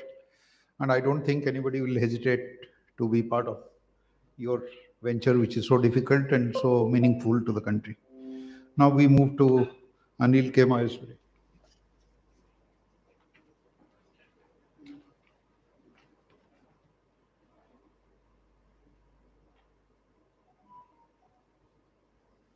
सभी को मेरा नमस्कार। CSR Research Foundation is organizing this 2 days program for knowledge sharing and how to implement the CSR activities and what are the formalities need to be done, and complete the project and reporting, impact analysis and everything actually. So it is really nice, and everybody is certainly get some knowledge with them. So I would like to let you know, Rashtriya Seva Bharati, this Rashtriya Seva Bharati is also doing a lot of social work related to Seva related to underprivileged people of India. So Rashtriya Seva Bharati is an umbrella body of Prantiya Sanstha all over India. Around 48 Prantiya Sanstha are there. And apart from that, there are 1265 NGO are affiliated with Rashtriya Seva Bharati. They are doing lot of activities related to Seva in the field of underprivileged people of India. So major ayam are Jagaran, Sahyog, Prasikshan, Adhyan. So Jagaran, they used to actually they are apprising about the all NGOs. Those are affiliated and Prantiya Sanstha to update what are the activities going on, and there is a knowledge sharing through actually this Jagaran process. And Sahyog also is a very important activities where Rashtriya Seva Bharati is providing all sort of help to their NGOs affiliated with them and Prantiya Sanstha. And there is another ayam that is related to Prasikshan. So they are giving lot of trainings to their Sanstha related to the Seva work. And they are also helping lot of activities related to disaster, giving training, disaster management, Seva during the rehabilitation after disaster. And also they are also undertaking the activities of this research work, that is Adhyan. So we are actually around 2 years back they have undertaking a study on underprivileged ladies across the India, and they have undertaking based on that project work. They have undertaking lot of seva work amongst the services required by those underprivileged people. Actually, recently they are also doing some research work related to malnutrition. There is a pilot project in Delhi and Haryana. Around 10,000 people in slums, Seva Basti, they are selecting, and they have done identified those people and regularly check up with the help of doctor, providing healthcare related help to those people, and gradually reviewing with the help of healthcare volunteer. And based on that, they'll look into it. Based on success, they could implement it across India. So these are the activities being undertaken, and even CSR activities, they are guiding their all affiliated sanstha. There is a e-book they have created related to either related to CSR, FCRA, and income tax related compliances and all. So these are the activities being undertaken by the Rashtriya Seva Bharati in India. Thank you. Thank you. Now, Smriti Nandakumar.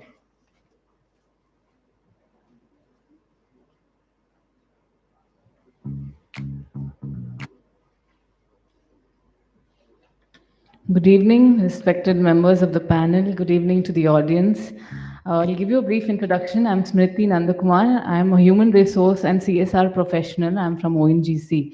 And I've been associated with CSR since the year 2013. So I've been working in CSR first in Pondicherry in Karaikal, and then I moved here. I've been with the corporate CSR division.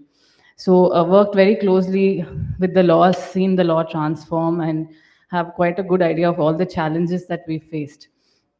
But taking cue from N.K. Mohapatraji's pointers today and talking about skill development.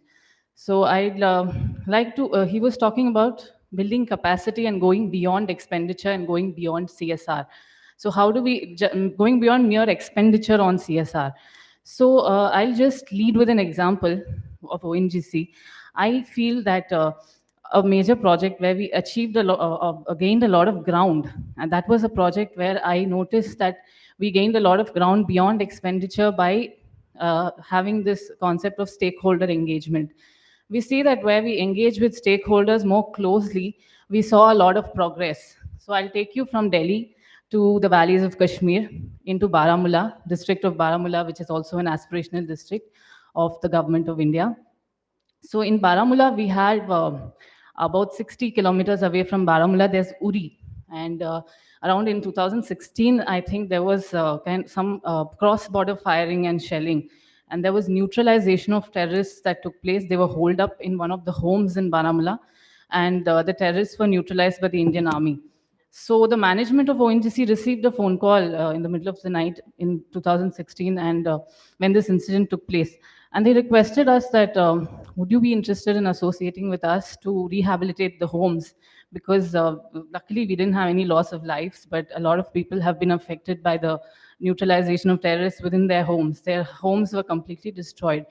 So the management of ONGC took really thought that this is our responsibility as a corporation to step beyond the limits of operational area and beyond the limits of what constitutes traditional CSR and help in this situation.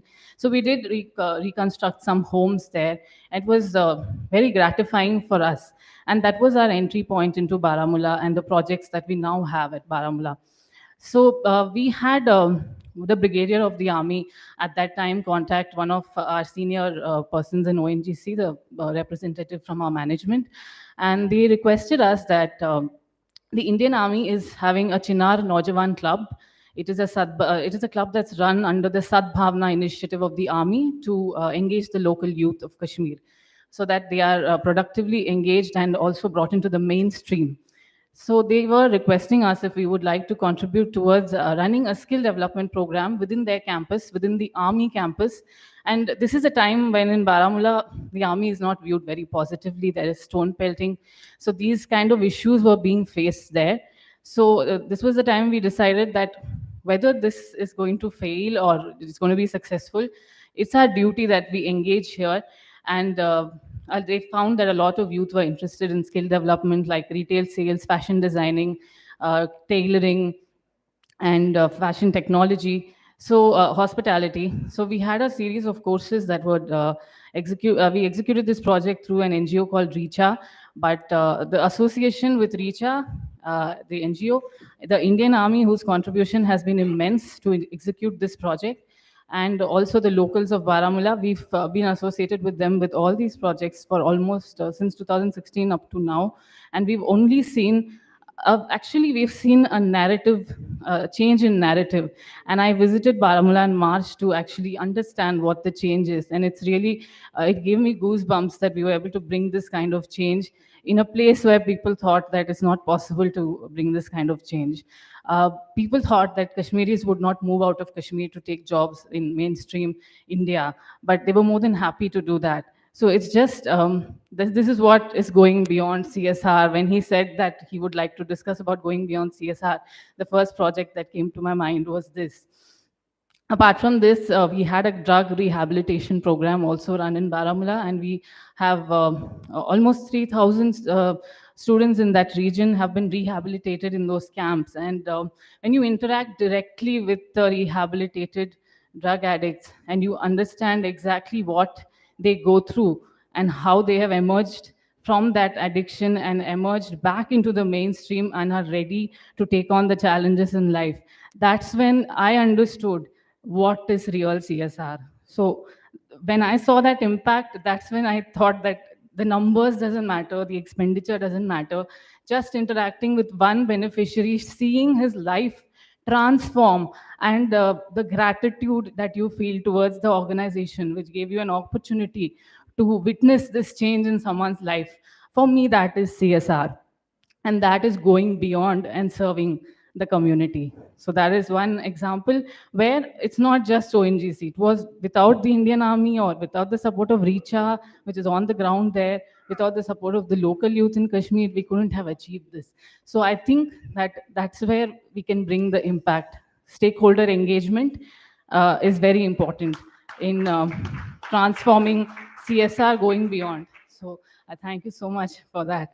I'll just a few more, one more project that I could share probably in terms of impact is that the Azadi Ka Amrit Mahotsav. So we are taking up some handicraft development projects. So we'll be developing local handicrafts of tribals like the Bhotia tribes, or the woolen weaving in Chamoli, and handloom weaving in Shivsagar.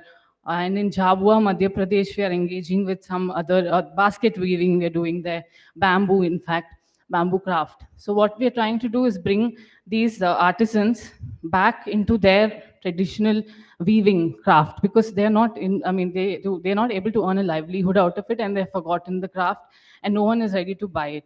So again, here we have an engagement for 1 year for just the training portion, and then we decided to have a strategic intervention program for them to bring them to, because we realize that it's not just enough if you know the craft. A lot of people buy a product because of the packaging, because of the way it's presented.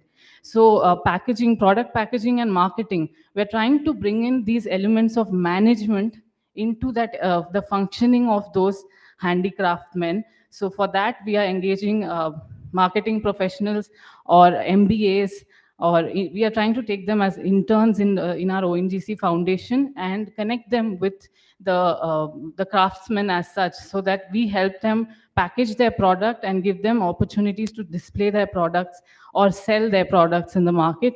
So I guess that's another way in which we're trying to go one step forward. And of course, I don't have to mention, I have my colleagues from IOCL here and HPCL here. So all the oil sector PSUs are very big on skill development. We're running the skill development institutes under the aegis of the Hydrocarbon Sector Skill Council. And under that, of course, we're running six skill development institutes, and over 12,000 people have been trained since 2017. The placements have also been pretty promising. And under, of course, the guidance of the Ministry of Petroleum and Natural Gas, I hope that we will progress much more, make more progress in this regard. So I thank you so much for this opportunity. And also, I would request to play the video on Baramulla. I thought that the video will be the most impactful. So please bear with me. It's a little long video. So thank you. A bold new energy emerges on Kashmir's horizon.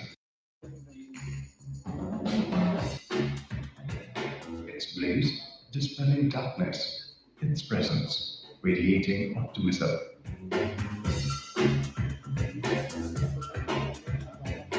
Its rhythm spurring people to their feet. For the youth of Kashmir, this is a new sunrise. The awakening of new dreams and ambitions. The dawn of a new life.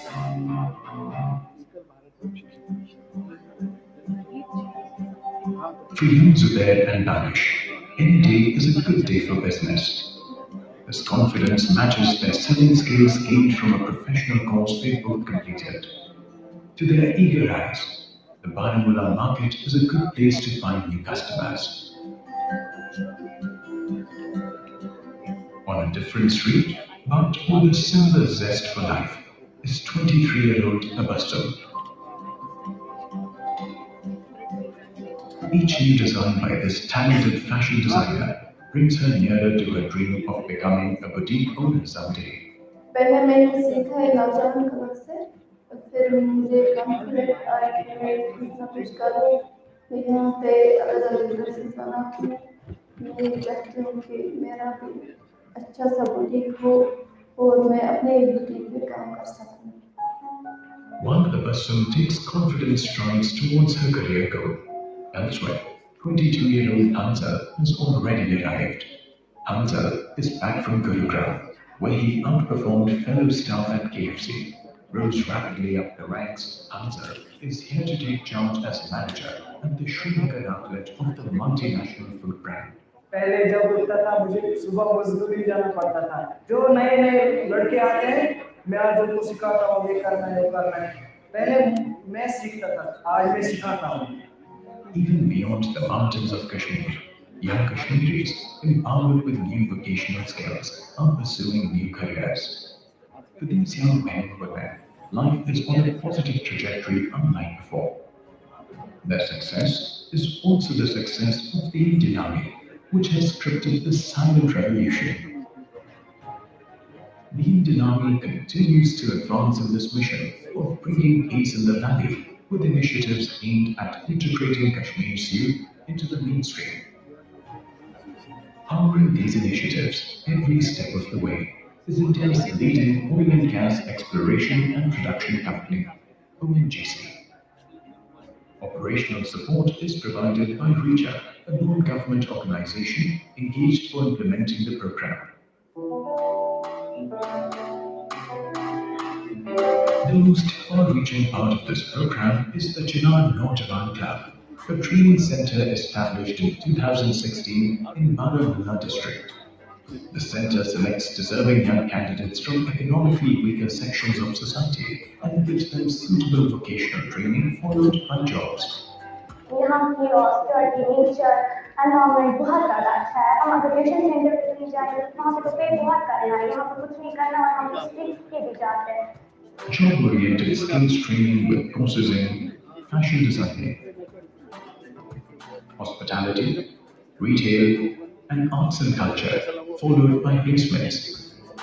Between April 2016 and February 2022, Jinnah Naujawan has successfully trained 424 boys and 376 girls in retail, 667 boys and 141 girls in hospitality trades, 423 girls in fashion designing, 86 boys and 44 girls in arts and culture in music courses, a total of 2,191 aspirants. Chinar Rural Club has changed the scenario of Baramulla as well as the mindsets of youth. Right now we are having number of students and all batches are fully subscribed.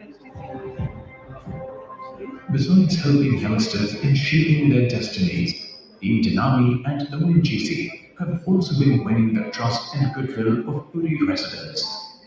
Houses that were destroyed or partially damaged during the September 2017 encounter with militants were rebuilt in less than 3 months with help from ONGC. Whether it's repairing broken houses or healing broken souls, ONGC's CSR team welcomes every opportunity to serve. Team Denami and ONGC expanded the scope of the program by adding more initiatives along the way. The Drug De-Addiction Center was a key addition. हम drug addiction पे ही नहीं, हम mental disorder पे भी काम करते हैं। Corona virus जब था उस टाइम पे हम लोगों का सेंटर बंद था, बट ओएनजीसी ने इतना हमें सपोर्ट किया कि हम घर पे बैठ के बच्चों के साथ या फिर ऐसे लोग जो इस डिप्रेशन वगैरह एंजाइटी के शिकार थे, स्ट्रेस के शिकार थे, उनके साथ हम टेली काउंसलिंग करते थे और उस टाइम पे भी हमें इन ओएनजीसी टीचर का फुल सपोर्ट था। Misguided and jobless Kashmiri youths, once addicted to drugs, become easy prey for militants. Rescuing them is therefore imperative from the national security point of view. The Drug De-Addiction Center has so far rescued 3,050 youths from the stranglehold of drug addiction and successfully rehabilitated them. मैं तब school में कुछ बुरे लोगों की मिलने की वजह से मैं एडिक्ट हो गया। 1-1.5 साल तक मैं यहाँ रहा और इन्होंने मुझे बिल्कुल चेंज किया और मैंने ड्रग छोड़ दिया। फाइनली जो रिस्पेक्ट मैंने खो दी थी वो मुझे वापस मिली, वो सबसे बड़ी बात है। In so many ways, the Chinar Naujawan Center has been a savior for so many. Other initiatives, like setting up 4 quota cabins and 5 self-help groups, have helped to optimize the program's outreach. With more and more youths back on the right path, life in Kashmir is slowly returning to its natural rhythm. And when there is rhythm, can music be far behind? The Art and Culture section at Chinar Naujawan Club provides training in instrumental and vocal music, with experts to teach and assess the aspirants' progress.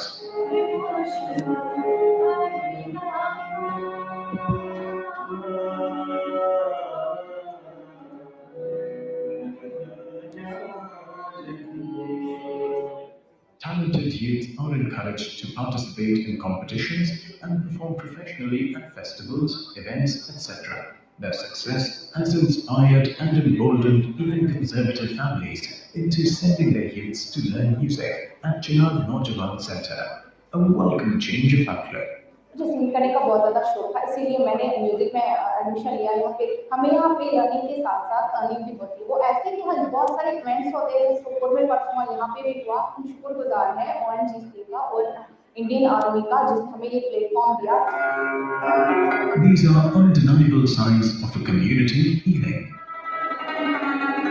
Now there is music and laughter.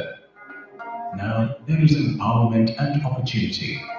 Now Kashmiri youths can say with confidence,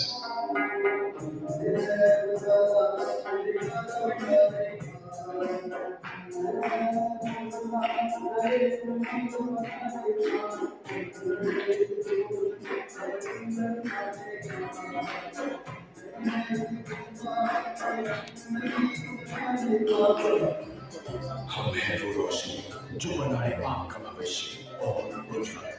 हम हैं ONGC।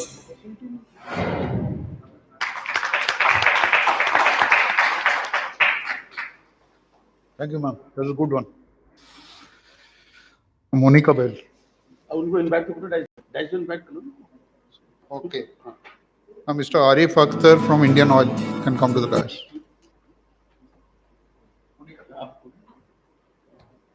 आइए sir, आप बता दीजिए dice को join करिए ना मुझे को।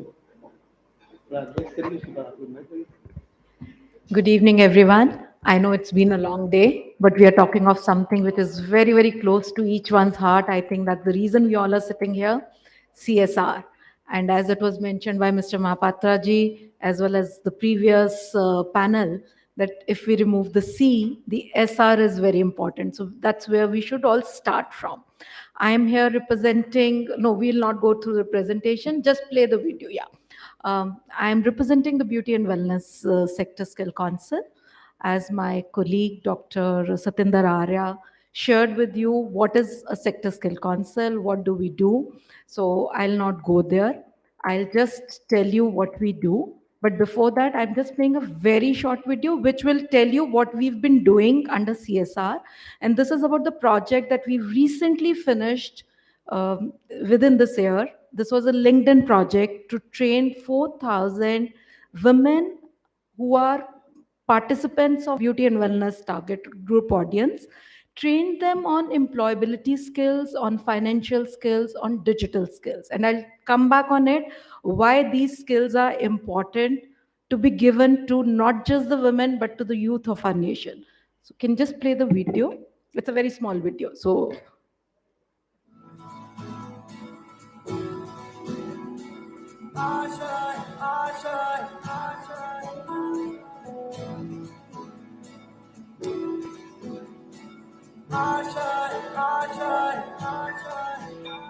कुछ पाने की हो आस आस, कोई अरमा हो जो खास खास आशाएं, हर कोशिश में हो बार बार कर दरियाओं को आर पार आशाएं, तूफानों को चीर के मंजिलों को छीन ले, आशाएं खिले दिल की, उम्मीदें हंसे दिल की, अब मुश्किल नहीं कुछ भी, नहीं कुछ भी, आशाएं खिले दिल की, उम्मीदें हंसे दिल की, अब मुश्किल नहीं कुछ भी, नहीं कुछ भी।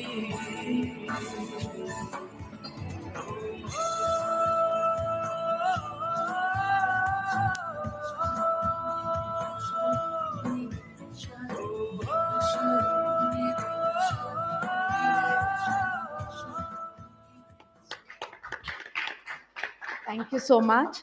This was just a small video of showing you what we did, and this is an in-house production of the video also, as you can make out from the quality itself.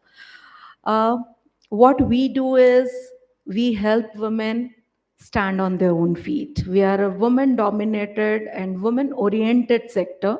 Men are also welcome. Nowadays, you go to a salon, it's A, a unisex salon, B, the number of male to number of female taking services is almost the same.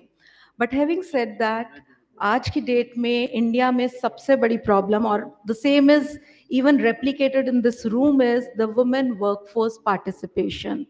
अगर आप please मुड़ के भी देखेंगे इस कमरे में, the ratio between men and women is not the same. It's 1:4 ratio.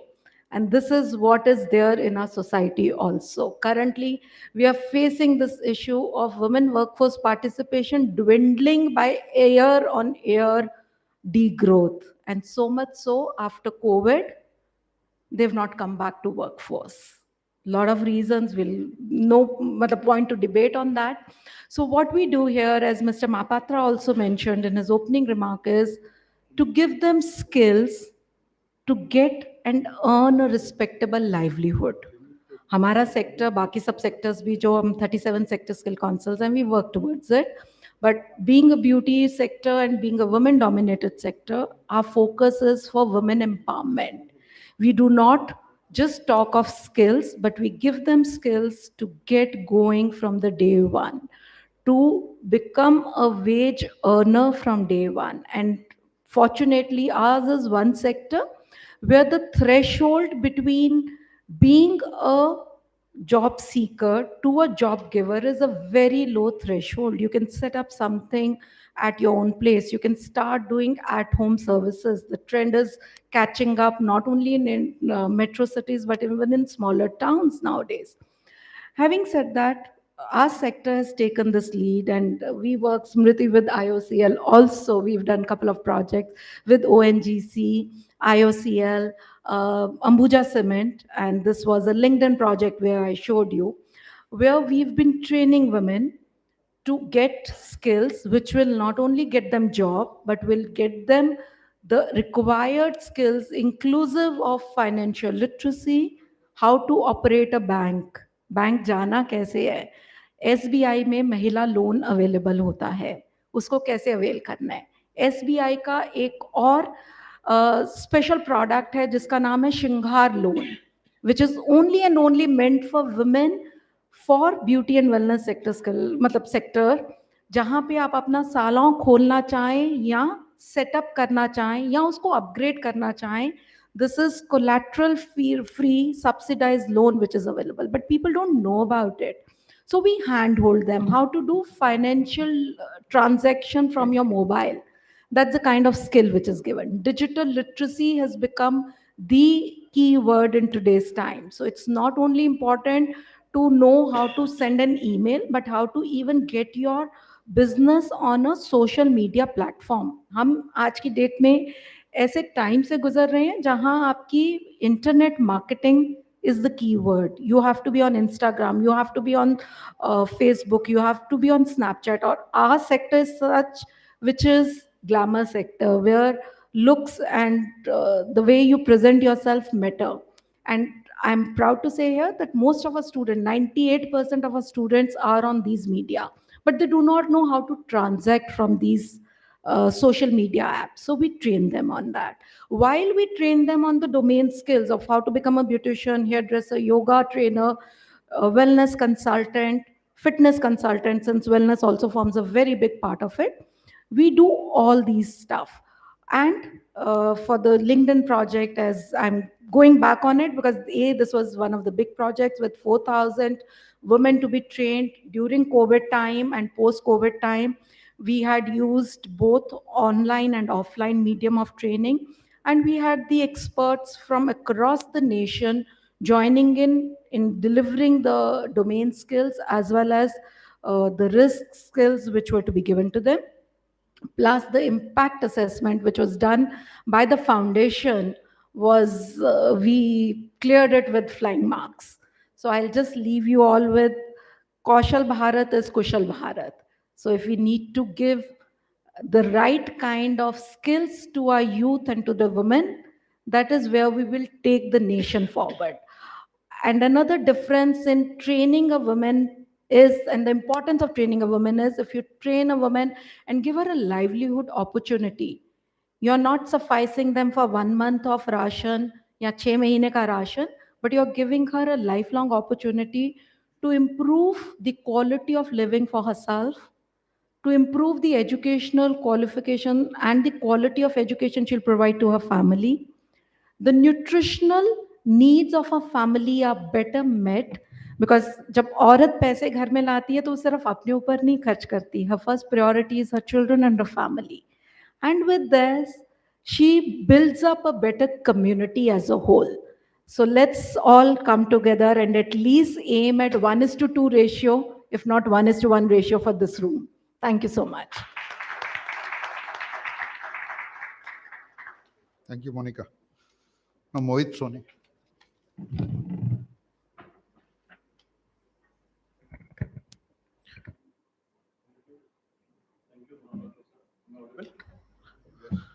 So thank you, Mahapato Saab, and thank you, CSR Research Foundation, for giving me this opportunity. I'm Mohit Soni, and I represent Media and Entertainment Skills Council. So if I'm not going to entertain you, just throw me out of this home. I'm sure all of you remember waiting for Sundays for Chitrahar. Yes? And did you still remember that washing powder something ad? So some are of same age like I am here. Good. So you know, if you look into it today, you have Jetix, Pogo, Cartoon Network. You have all these music channels available 24/7 for you. एक time था हम लोगों से पूछते थे यार ये picture देखी है. अब टाइम चल रहा है कि यार कौन सी मूवी अब बची है. I think we have moved from a content, in demand market to a content consumption market. And this is one very big opportunity. Aj, if you have a mobile phone in your hand, that mobile phone is the universe for our industry. I have people who are in a locality, छोटा सा एक society है, और उन लोगों को ये नहीं पता होगा कि दिल्ली में क्या हुआ, लेकिन उनको ये पता होगा कि उनकी सोसाइटी में क्या हुआ, because there is a community journalist in that society. Why am saying all this to you is कि अगर अभी मैं इस सेशन की बात करूं, जैसा मैंने देखा सर ने बताया गांव-गांव में जाकर के उन्होंने बच्चों की ट्रेनिंग दी, मैम ने बताया कश्मीर में उन्होंने ट्रेनिंग किया. एक चीज़ जो मैम की बातों में मुझे समझ में आई वो बहुत अच्छी थी, और मैं काफ़ी बार उस बात को सोचता हूँ तो मुझे लगता है ये बात काफ़ी काफ़ी हद तक ठीक है, विच इज़ लाइक जो दिखता है वो बिकता है. आज अगर हम लोग बिग बाज़ार या मोर या कहीं चले जाएँ, तो हमारा ध्यान प्रोडक्ट से ज़्यादा पैकेजिंग पे होता है. अगर पैकेजिंग अच्छी है तो हमें लगता है प्रोडक्ट इंटरनेशनल क्वालिटी का है, और अगर पैकेजिंग अच्छी नहीं है तो हमें लगता है यार ये प्रोडक्ट लोकल है. मेरा ये मानना है ये एक ऐसा सेक्टर है जिसके अंदर इतनी ज़्यादा संभावनाएं हैं कि शायद हम लोगों ने कभी इस बारे में विचार नहीं किया होगा. आज एक छोटी सी शॉर्ट फिल्म अगर यूट्यूब पे वायरल हो जाती है तो वो घर बैठ के 10 से 15 लाख रुपए कमाने लगते हैं महीने की. आज हर एक बच्चे के पास में एमएक्स टकाटक और इंस्टा रील्स जैसे ऑप्शंस हैं, जहां आप ना भी माने तो वो बच्चा अर्निंग कर रहा है. तो मेरा ये मानना है अगर हम लोग इन सेक्टर्स की तरफ ध्यान दें और कंपैरेटिवली, मैं ये नहीं कहूँगा कि ट्रेडिशनल चीज़ों को भूल जाएं, पर मेरा ये मानना है कि आज के यूथ को ज़रूरत उन चीज़ों की है जिससे वो सेल्फ एम्प्लॉयड के अलावा एंटरप्रेन्योर भी बन सके. और ऐसे टॉपिक्स के ऊपर अगर हम लोग सीएसआर के अंडर में इन्वेस्ट करेंगे तो आप लोगों के लिए ही नहीं बल्कि एक पूरे इकोसिस्टम के लिए बाय एंड लार्ज ये बहुत बड़ा एक माइलस्टोन होगा. क्योंकि आज हम लोग किसी को भी स्किल तो सिखा सकते हैं, लेकिन उस स्किल के जरिए जो उसने आउटकम बनाया है, जब तक वो बेचना नहीं सीखेगा तब तक उसकी कोई उपलब्धि नहीं होगी. तो ट्रेनिंग देने से या किसी को स्किल करने से कुछ नहीं होगा. मेरे हिसाब से उसको एक प्लेटफॉर्म देना बहुत ज़रूरी है. और as a media entertainment skills council, आज अगर हम डिजिटल मार्केटिंग की बात करें, हम एडवर्टाइजिंग की बात करें, हम लोग फिल्म्स की बात करें, किसी भी बारे में आप बात कीजिए उसमें करियर अपॉर्चुनिटीज इमेंस है. As a sector skill council हम लोगों का एक बहुत बड़ा प्लस पॉइंट है, जो शायद आर्य जी, मोनिका जी मेरे साथ एग्री करेंगे, और बाकी के सेक्टर स्किल काउंसिल्स, वो execution and standardization of the processes. आज as a sector skill council हमारे ऊपर जो सबसे बड़ा रिस्क आता है वो शायद आप सब लोग being from the financial background समझेंगे कि 3 साल बीकॉम करने के बाद पेरेंट की एक्सपेक्टेशन नहीं होती कि आप अकाउंटेंट बने, लेकिन 3 महीने का टैली करने के बाद वो चाहते हैं आप अकाउंटेंट बन जाए. Do you agree with me? Yes और no? Which means the pressure on vocational education is immense. तो आज अगर 3 महीने के अंदर एक सेक्टर स्किल काउंसिल बच्चों को ट्रेन करके 60 से 70%, 80% एम्प्लॉयमेंट दिला सकता है, तो कहीं ना कहीं एग्जीक्यूशन में कुछ दम तो होगा. तो मुझे लगता है अगर आप लोग इन प्रोजेक्ट्स को एक सेक्टर स्किल काउंसिल के साथ मिल करके करेंगे तो हम लोगों के जो ट्रेनिंग पार्टनर्स हैं, पहली चीज़ तो एक इंफ्रास्ट्रक्चर हमारे पास रेडिली अवेलेबल है. जैसे आज मीडिया काउंसिल के पास 700 750 पार्टनर्स हैं. आप देश में कहीं भी बात कीजिए, मेरे पास एक ट्रेनिंग पार्टनर होगा. आज अगर सर के लिए मुझे ट्रेनर्स अवेलेबल कराने हैं तो शायद मैं उनके लिए अगर फिजिकल ट्रेनर्स अवेलेबल ना करा पाऊँ तो virtually best of the best trainers लेके आ सकता हूँ. हमने एक कंसेप्ट चालू किया था कोरोना के टाइम पे जिसका नाम था विद्यादान. अगर आप लोगों को कभी टाइम मिले तो प्लीज देखिएगा विद्यादान.net. पूरी इंडस्ट्री आ गई उस प्लेटफॉर्म के ऊपर अपने एक्सपीरियंस को, अपनी नॉलेज को शेयर करने के लिए, और 2 से 2.5 लाख लोगों को हम लोगों ने उस दौरान ना सिर्फ ट्रेन किया बल्कि उन लोगों को उस लेवल पे लाया जहां आज की तारीख में वो अपना अपना काम कर रहे हैं या आज इंडस्ट्री में काफी ऊपर ऊपर जा चुके हैं. तो विद्यादान एक ऐसा प्लेटफॉर्म है जिसको अगर हम लोग और ज्यादा सपोर्ट करें, आज कंटेंट बनाने पे काम करें हम लोग आपके साथ मिल करके, एक डिजिटाइज कंटेंट जो बहुत इंटरेक्टिव हो सकता है. आज आप देखिए अगर गांव में भी मुझे ट्रेनिंग देनी है तो मेरे लिए सबसे इंपॉर्टेंट है कि इंटरेक्टिव लर्निंग कितनी है. तो ऐसी कुछ चीजों के ऊपर मैं आप लोगों के साथ सीएसआर में काम करना चाहूंगा. 3-4 चीजें जो आप एश्योर मान सकते हैं. एक, कंप्लीट ट्रांसपेरेंसी, जो सर ने भी बोला, वो एक सेक्टर स्किल काउंसिल के लिए सबसे बड़ी चीज है और उपलब्धि है. दूसरा, execution bye right training providers. और तीसरा जो सबसे इंपॉर्टेंट होगा वो ना सिर्फ करिकुलम बल्कि ट्रेनर्स बाय द इंडस्ट्री. आज हम आप लोगों के लिए वो लोग ट्रेनर्स लाके खड़ा कर सकते हैं जो उस कैंडिडेट के लिए एक एस्पिरेशन हो. इमेजिन करके देखिए, अगर आज आपको बोलता हूँ कि आशा भोसले या शान आपको म्यूजिक क्लास सिखाएंगे और वो भी फ्री में, तो शायद आप थोड़े एक्साइटेड हो जाएं। नवाजुद्दीन सिद्दीकी अगर आपको एक्टिंग क्लास सिखाएं तो शायद आप थोड़े एक्साइटेड हो जाएं। तो मेरा मानना है कि हम लोगों के जो लीग ऑफ सुपर ट्रेनर्स हैं वो बहुत स्ट्रांग है।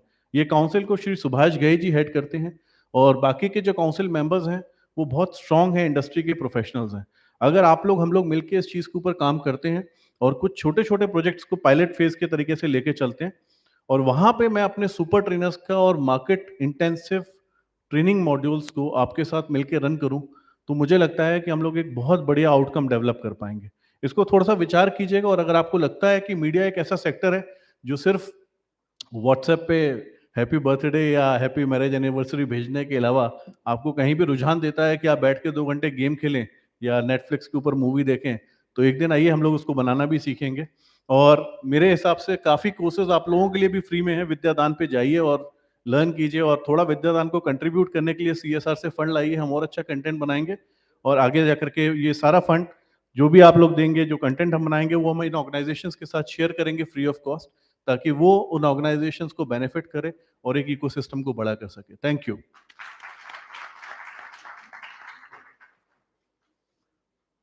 Now I request Mr. Arif Akhtar. This is the last of the presentations or discussions. After that, we'll have a small Q&A session for only 2-3 questions. I expect you to be ready with your questions. I will allow only 3 questions because of shortage of time, and only questions, no opinions.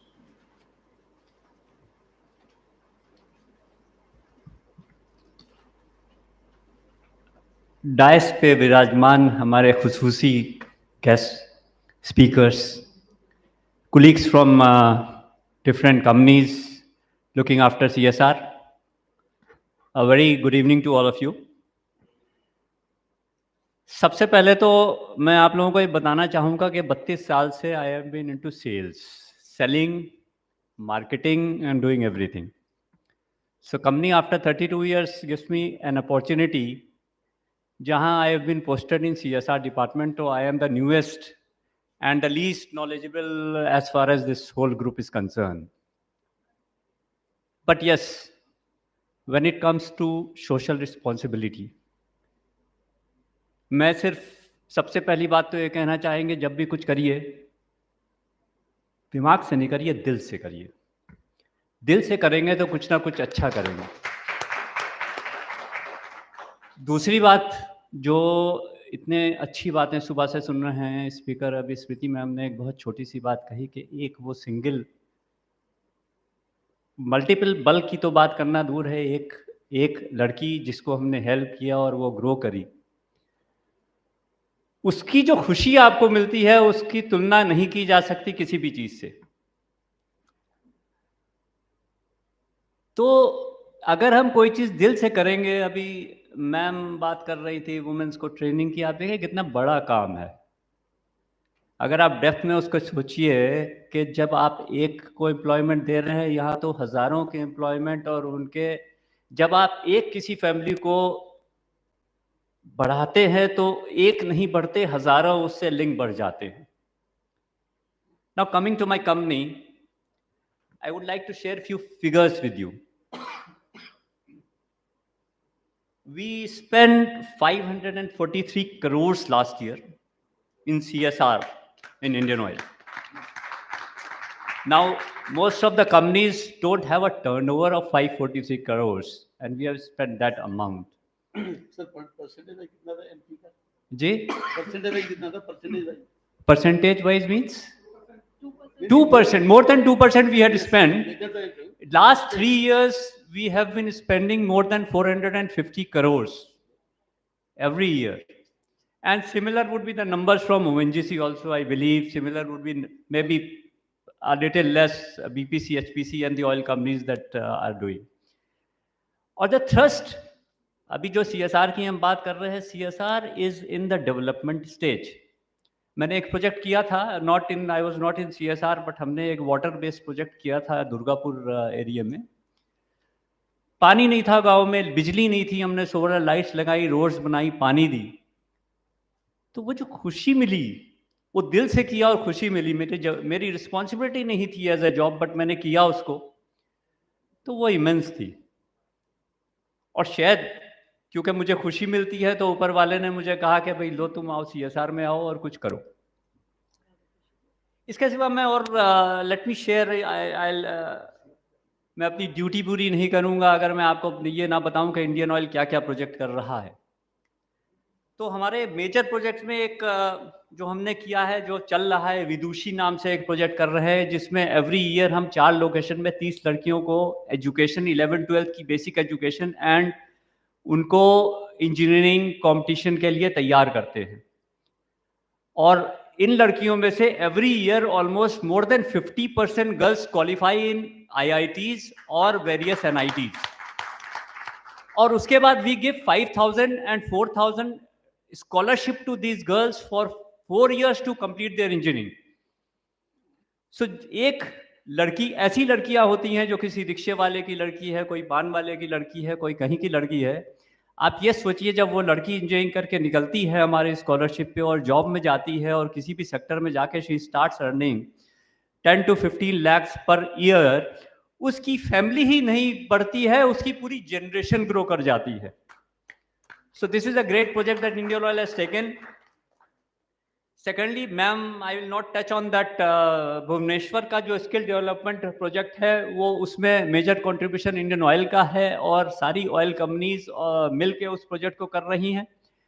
अभी 400 last year हमने 460 वहाँ से produce निकाले हैं and all 460 are employed, self employed और they have got job.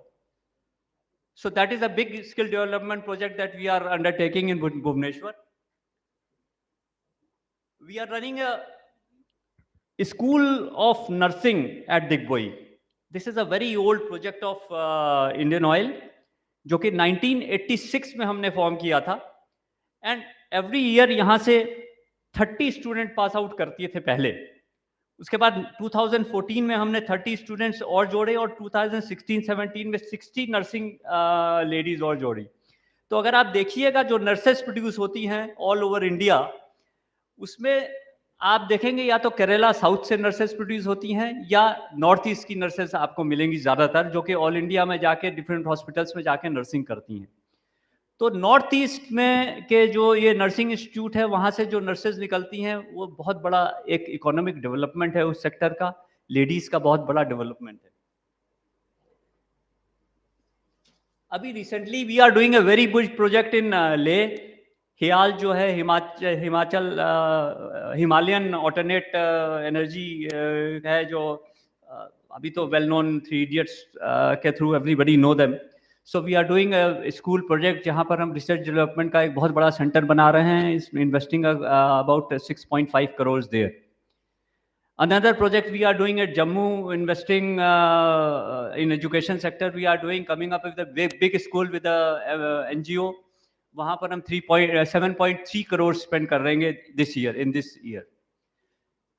Similarly, we are doing projects in Varanasi also. हमारे colleagues हैं या जो उस एरिया के हैं। अभी रिसेंटली इंडियन ऑयल ने एक डेवलपमेंट पॉइंट ऑफ व्यू से बहुत ही मेजर एक एक्टिविटी अंडरटेक की है, जिसका नाम हमने दिया है परिवर्तन, प्राइड टू प्रिजन। हम क्या कर रहे हैं, जो जेल में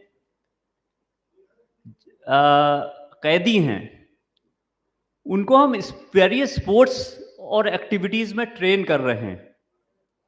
उनकी कोचिंग होती है, इंडिया के टॉप स्पोर्ट्स ट्रेनर्स वहाँ जाते हैं, उनकी कोचिंग करते हैं और कोचिंग करके उनका पूरा ट्रांसफॉर्मेशन हो रहा है, उनका पूरा माइंड को ही एकदम डाइवर्ट कर रहे हैं। और now they will be participating in, अभी एक रिसेंटली इंटरनेशनल चेस टूर्नामेंट हो रहा है जिसमें 2 जेल के 4 प्रिजन्स के लोग पार्टिसिपेट करेंगे इन दैट इंटरनेशनल टूर्नामेंट। सो एक ह्यूज टूर्नामेंट हो रहा है। तो इस तरह से बहुत सा ट्रांसफॉर्मेशन हो रहा है। इसी तरह से बहुत सारे प्रोजेक्ट कर रहे हैं। जब मैं सारे प्रोजेक्ट यहाँ पर डिस्क्राइब नहीं कर सकता because it will take lot of time, but ट्रक्स ये है कि 543 crores every year, and this year our profitability was even much more than last year, so we are going to go up by another 60-70 crores this year. So ये जो transformation हुआ है ये बहुत ही ग्रेट ट्रांसफॉर्मेशन है। और एक अब जो इम्पोर्टेंट चीज आती है, we are there to give, and there are many people who are doing a fantastic job who can take from us. So when if we collaborate together, we come together, हम साथ मिल जाएं तो yes we can do great. So let us join hands, let us put our best and do something good for the society. Thank you so much.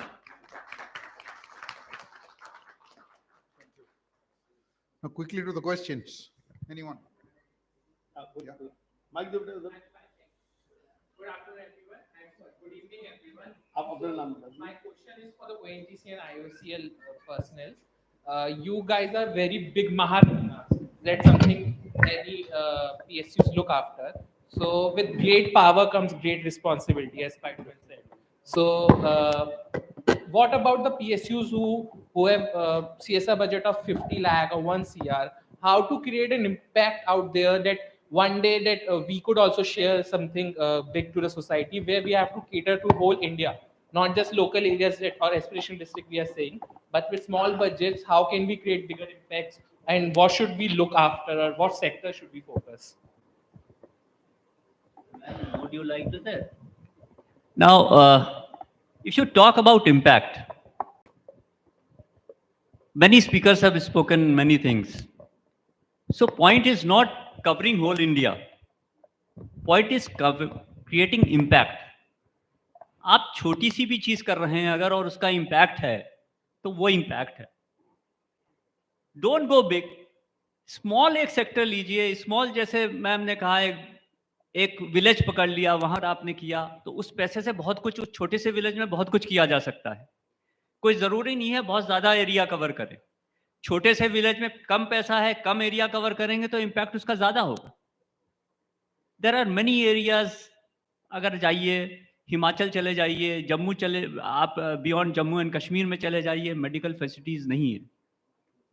पता नहीं कितनी deaths हो जाती हैं बिकॉज मेडिकल फैसिलिटीज नहीं मिलती हैं। वहाँ मेडिकल टेलीमेडिकेशन टाइप की चीज़ें करिए। हम लोग कर रहे हैं, जम्मू में हमने लास्ट ईयर किया है टेलीमेडिकेशन के ऊपर प्रोजेक्ट। इम्पैक्ट बहुत है। तो ये आपको देखना है, ये असेस करना है। आपको जब नीट असेसमेंट कमेटी जाती है तो it should not be just a formality, it should be nearly you should go into depth. The people those who are going should study first. बड़े अच्छे स्पीकर्स थे, सुबह तिवारी जी ने बहुत अच्छी बातें बोली। टेकिंग फ्रॉम हिम, मैं तो नया हूँ इस डिपार्टमेंट में, लेकिन जो मुझे अपने कुछ समझ में आता है कि अगर हम जेन्युइनली सही तरीके से चीज़ को करेंगे तो उसका जो इम्पैक्ट होगा वो बहुत अच्छा होगा, बहुत ब्यूटीफुल होगा। And you can make so many videos like this जो अभी आपने देखी, with those efforts that you do. Thank you. I'd just like to add on to that as well. So, simple, जैसे एक formula type है कि if you want to create impact, then focus. Just focus. Focused approach would create more impact rather than diffused, especially when you have a smaller budget. So, I'm sure that the CSR committee of your organizations will also, this was deliberated even given directions from our CSR committee that create impact by focusing and planning on what you want to achieve. And of course, he was also saying that if you do it with all your heart, it will create an impact. But also if we focus, especially because you're saying the budget is less, you can focus and sustain, like I heard some of the other speakers also saying that sustain in one area and create an impact. So I feel that's my input that I would add. So. Good evening, everybody. As per his question, what I am practicing from last 20 years. It is just a first aid seva and training. Just a small first aid box for dressing, normal painkillers. It comes around 150 rupees, which we can ourselves buy from the chemist shop. Apollo makes that box for 500 rupees. So every scooter, every car, every home, every office. So this can also be included in CSR project. And what he's asking, new idea. It is a new idea, first aid seva and training. A small book on first aid training comes in 10 rupees and 100 rupees one box if you buy in bulk. So everybody should be trained in first aid. Lot of people die on road. So I personally keep distributing this first aid. Actually, when I met accident and lost my child, so I started this initiative from last 20 years. So slowly. So I have no children, and from last 2 years I am in crematorium ground, establishing this electrical and gas crematorium. It means we have saved 1 lakh trees, and now these people have understood the value of trees after COVID second wave. Okay, that we should have this, we should save trees, because in Delhi itself 80,000 cremation stake and 2 lakh trees were burnt only in Delhi. So this nature world environment conservation is more important topic with the bigger issues. Just I was adding as per his questions, a small first aid box comes in 100 rupees. So if distributed to children in school and everywhere, so this will make a large impact. And in a a small amount, and impact will be vast. Every children in home and various skills centers presidents are there. They can include in their curriculum that for women self defense 1 hour lecture I can give training program tomorrow. In self defense some judo karate and some selfie stick and some this first aid things should be given training to each in sector skills, so that people should be trained to help themselves, help their families, and help somebody on the road and in emergency in the community or in colony. Jai Hind.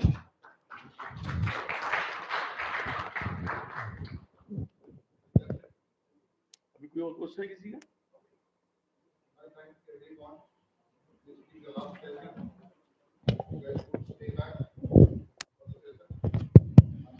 Thank you very P.C. Jani.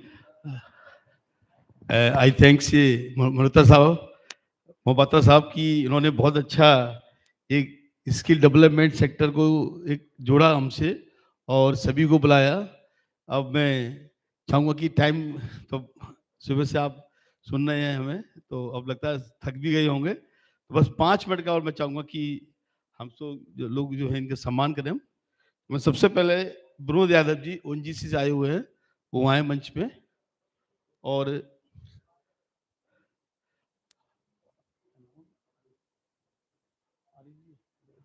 Arif जी का स्वागत करें। आरिफ जी को वैसे दे दें, बिना नाम वाली दे दो। आइए आरिफ जी इधर आइए, क्योंकि इन्होंने इंडियन ऑयल कॉर्पोरेशन ने क्या क्या किया, रवि जी आप क्या होना, इंडियन ऑयल कॉर्पोरेशन ने क्या क्या किया है उन्होंने बताया, उसके बारे में मुझे बहुत अच्छा लगा। कि विनोद जी कहाँ आइए ना प्लीज,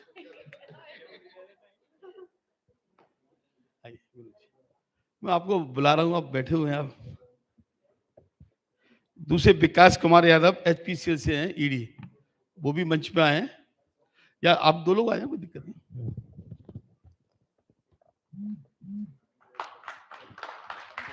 थैंक यू। और आप अनिल मैसूरी जी है हमारे राष्ट्रीय सेवा भारती के, आप ट्रेजरर हैं, और बहुत बड़ी संस्था है राष्ट्रीय सेवा भारती, एशिया की सबसे बड़ी सेवा भारती की एक संस्था है, वो बहुत प्रोजेक्ट करती है। वो हमारा सौभाग्य कि अनिल जी हमारे बीच में है।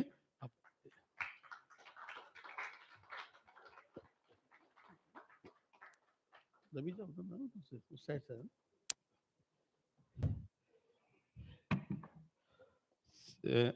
अविन गुप्ता जी नेशनल फर्टिलाइजर से आइए, और स्मृति नंद कुमार जी मैडम हैं, आप उनका स्मृति चिन्ह देकर स्वागत करें।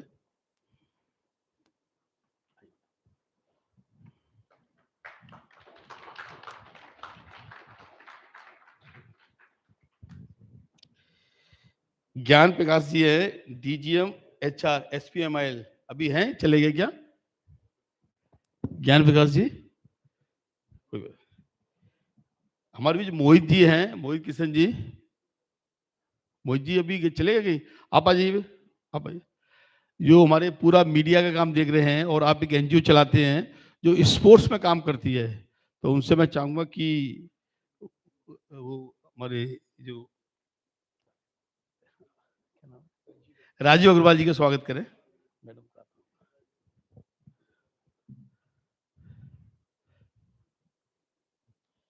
मैडम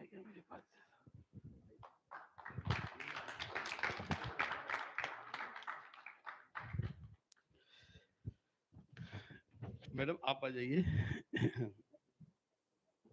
आप मोनिका बहल जी है, नो डाउट उन्होंने बहुत अच्छा बताया कि किस तरह वो महिलाओं की सेवा कर रही हैं और एक हर जगह ब्यूटी को बड़ा इम्पोर्टेंट दिया जाता है और साथ साथ उन्होंने वेलनेस को जोड़ा है। ब्यूटी के साथ वेलनेस कभी मिलती है, लेकिन चलो अच्छी बात है, तो उसके लिए मैं चाहूँगा आप स्वागत है।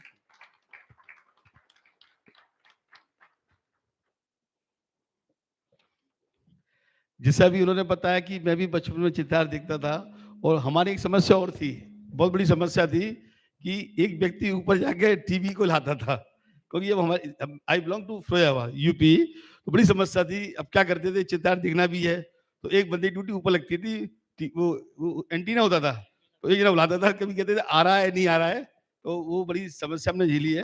तो मीडिया से उन्होंने बहुत अच्छा बोला है।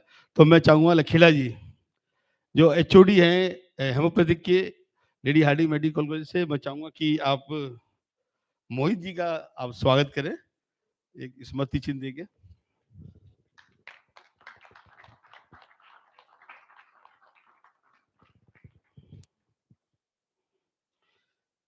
नो डाउट आज के जो हीरो, इस सेशन के हीरो एन के मोहपात्रा जी, मैं उनसे पहली बार मिला तो मैंने कहा भाई सर मैं ऐसे ऐसे काम करना चाहता हूँ सीएसआर पे। तो मैंने कहा कि ये सीएसआर की एक्टिविटी परमिटेड कौन कौन सी है, ये टॉपिक मेरे पास थोड़ा अनटच रह गया है। तो बोले आप चिंता मत करो, मैं सब पूरा अरेंजमेंट कर दूंगा। तो उन्होंने इस तरह के लोगों को जोड़ा, मीडिया से भी, बीटी से भी, वेलनेस से भी, और सबसे बड़ा टॉपिक था एग्रीकल्चर से। इन सभी के जोड़ने का जो हमारा स्रोत था वो आप एक के मोहपत्रा जी हैं, मैं उनका बहुत बहुत स्वागत करता हूँ। और वो मेरे मित्र अवध शर्मा जी, उन्होंने इनसे मिलवाया था। अवध जी के बेटे यहाँ बैठे हुए, मैं उनका भी बहुत स्वागत करता हूँ। तो मैं चाहूँगा कि राजीव गोयल जी आए मंच पे और उनका एक स्मृति चिन्ह दे के स्वागत।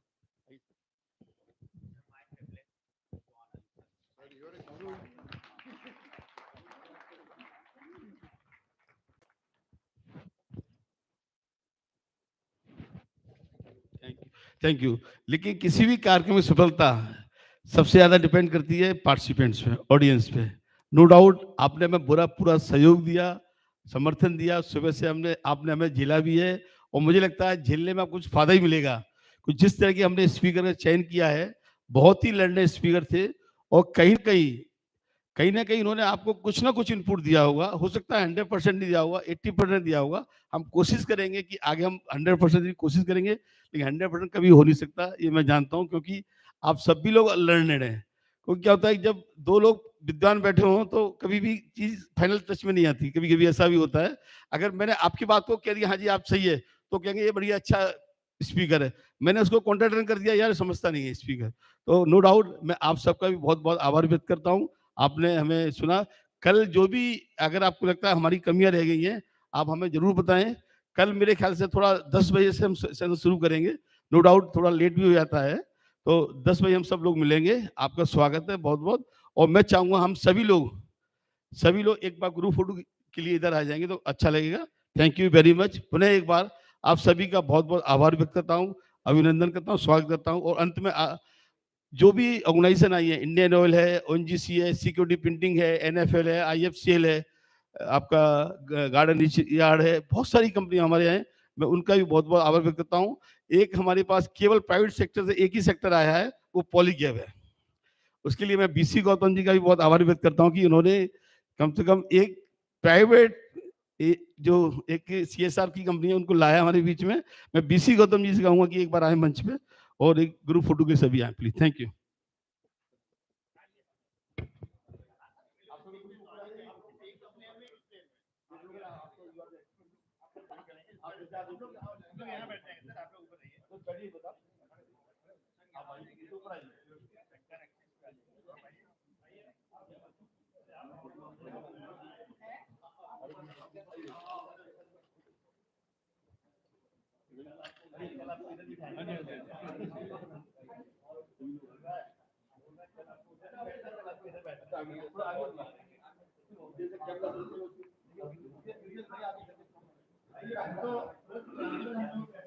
अभी अभी 1 घंटे में 200 में कुछ करो गूगल ऐप बना लो तो 10 रुपये तो मिल जाएगा आप भी आइए मैडम आप लोग कब आएंगे एक व्यक्ति जो हमारे को सबको यहाँ इकट्ठा कर रहा है वो है mister Deendayal Agarwal sir yes sir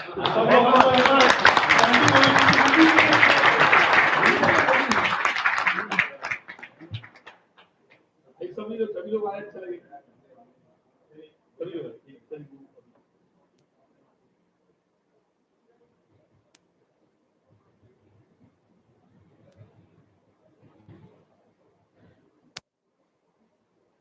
thank you जय हिंद जय हिंद अभी हाई टी आपका इंतजार कर रही है हाई टी के लिए मैं सभी को इनवाइट करता हूँ थैंक यू वेरी मच कल सुबह में 10 बजे मिलते हैं सर सुबह मुश्किल 10:30 बज जाएंगे 10 मिनट चाहूंगा लेकिन 4:30 बजे खत्म कर दूंगा 4:30 बजे मैं एक काम करूंगा एक सेशन का नहीं 4:30 टाइम तो लग जाएगा लेकिन मैं 4:30 बजे आपका सम्मान कर दूंगा आप जो मुझे बता देना फ्लाइट है तो बता आप अपना मुझे कार्ड दे देना मैं सुबह एक बार आपको मोमेंटो देके फ्री कर दूंगा अरे नहीं सर कुछ खा गया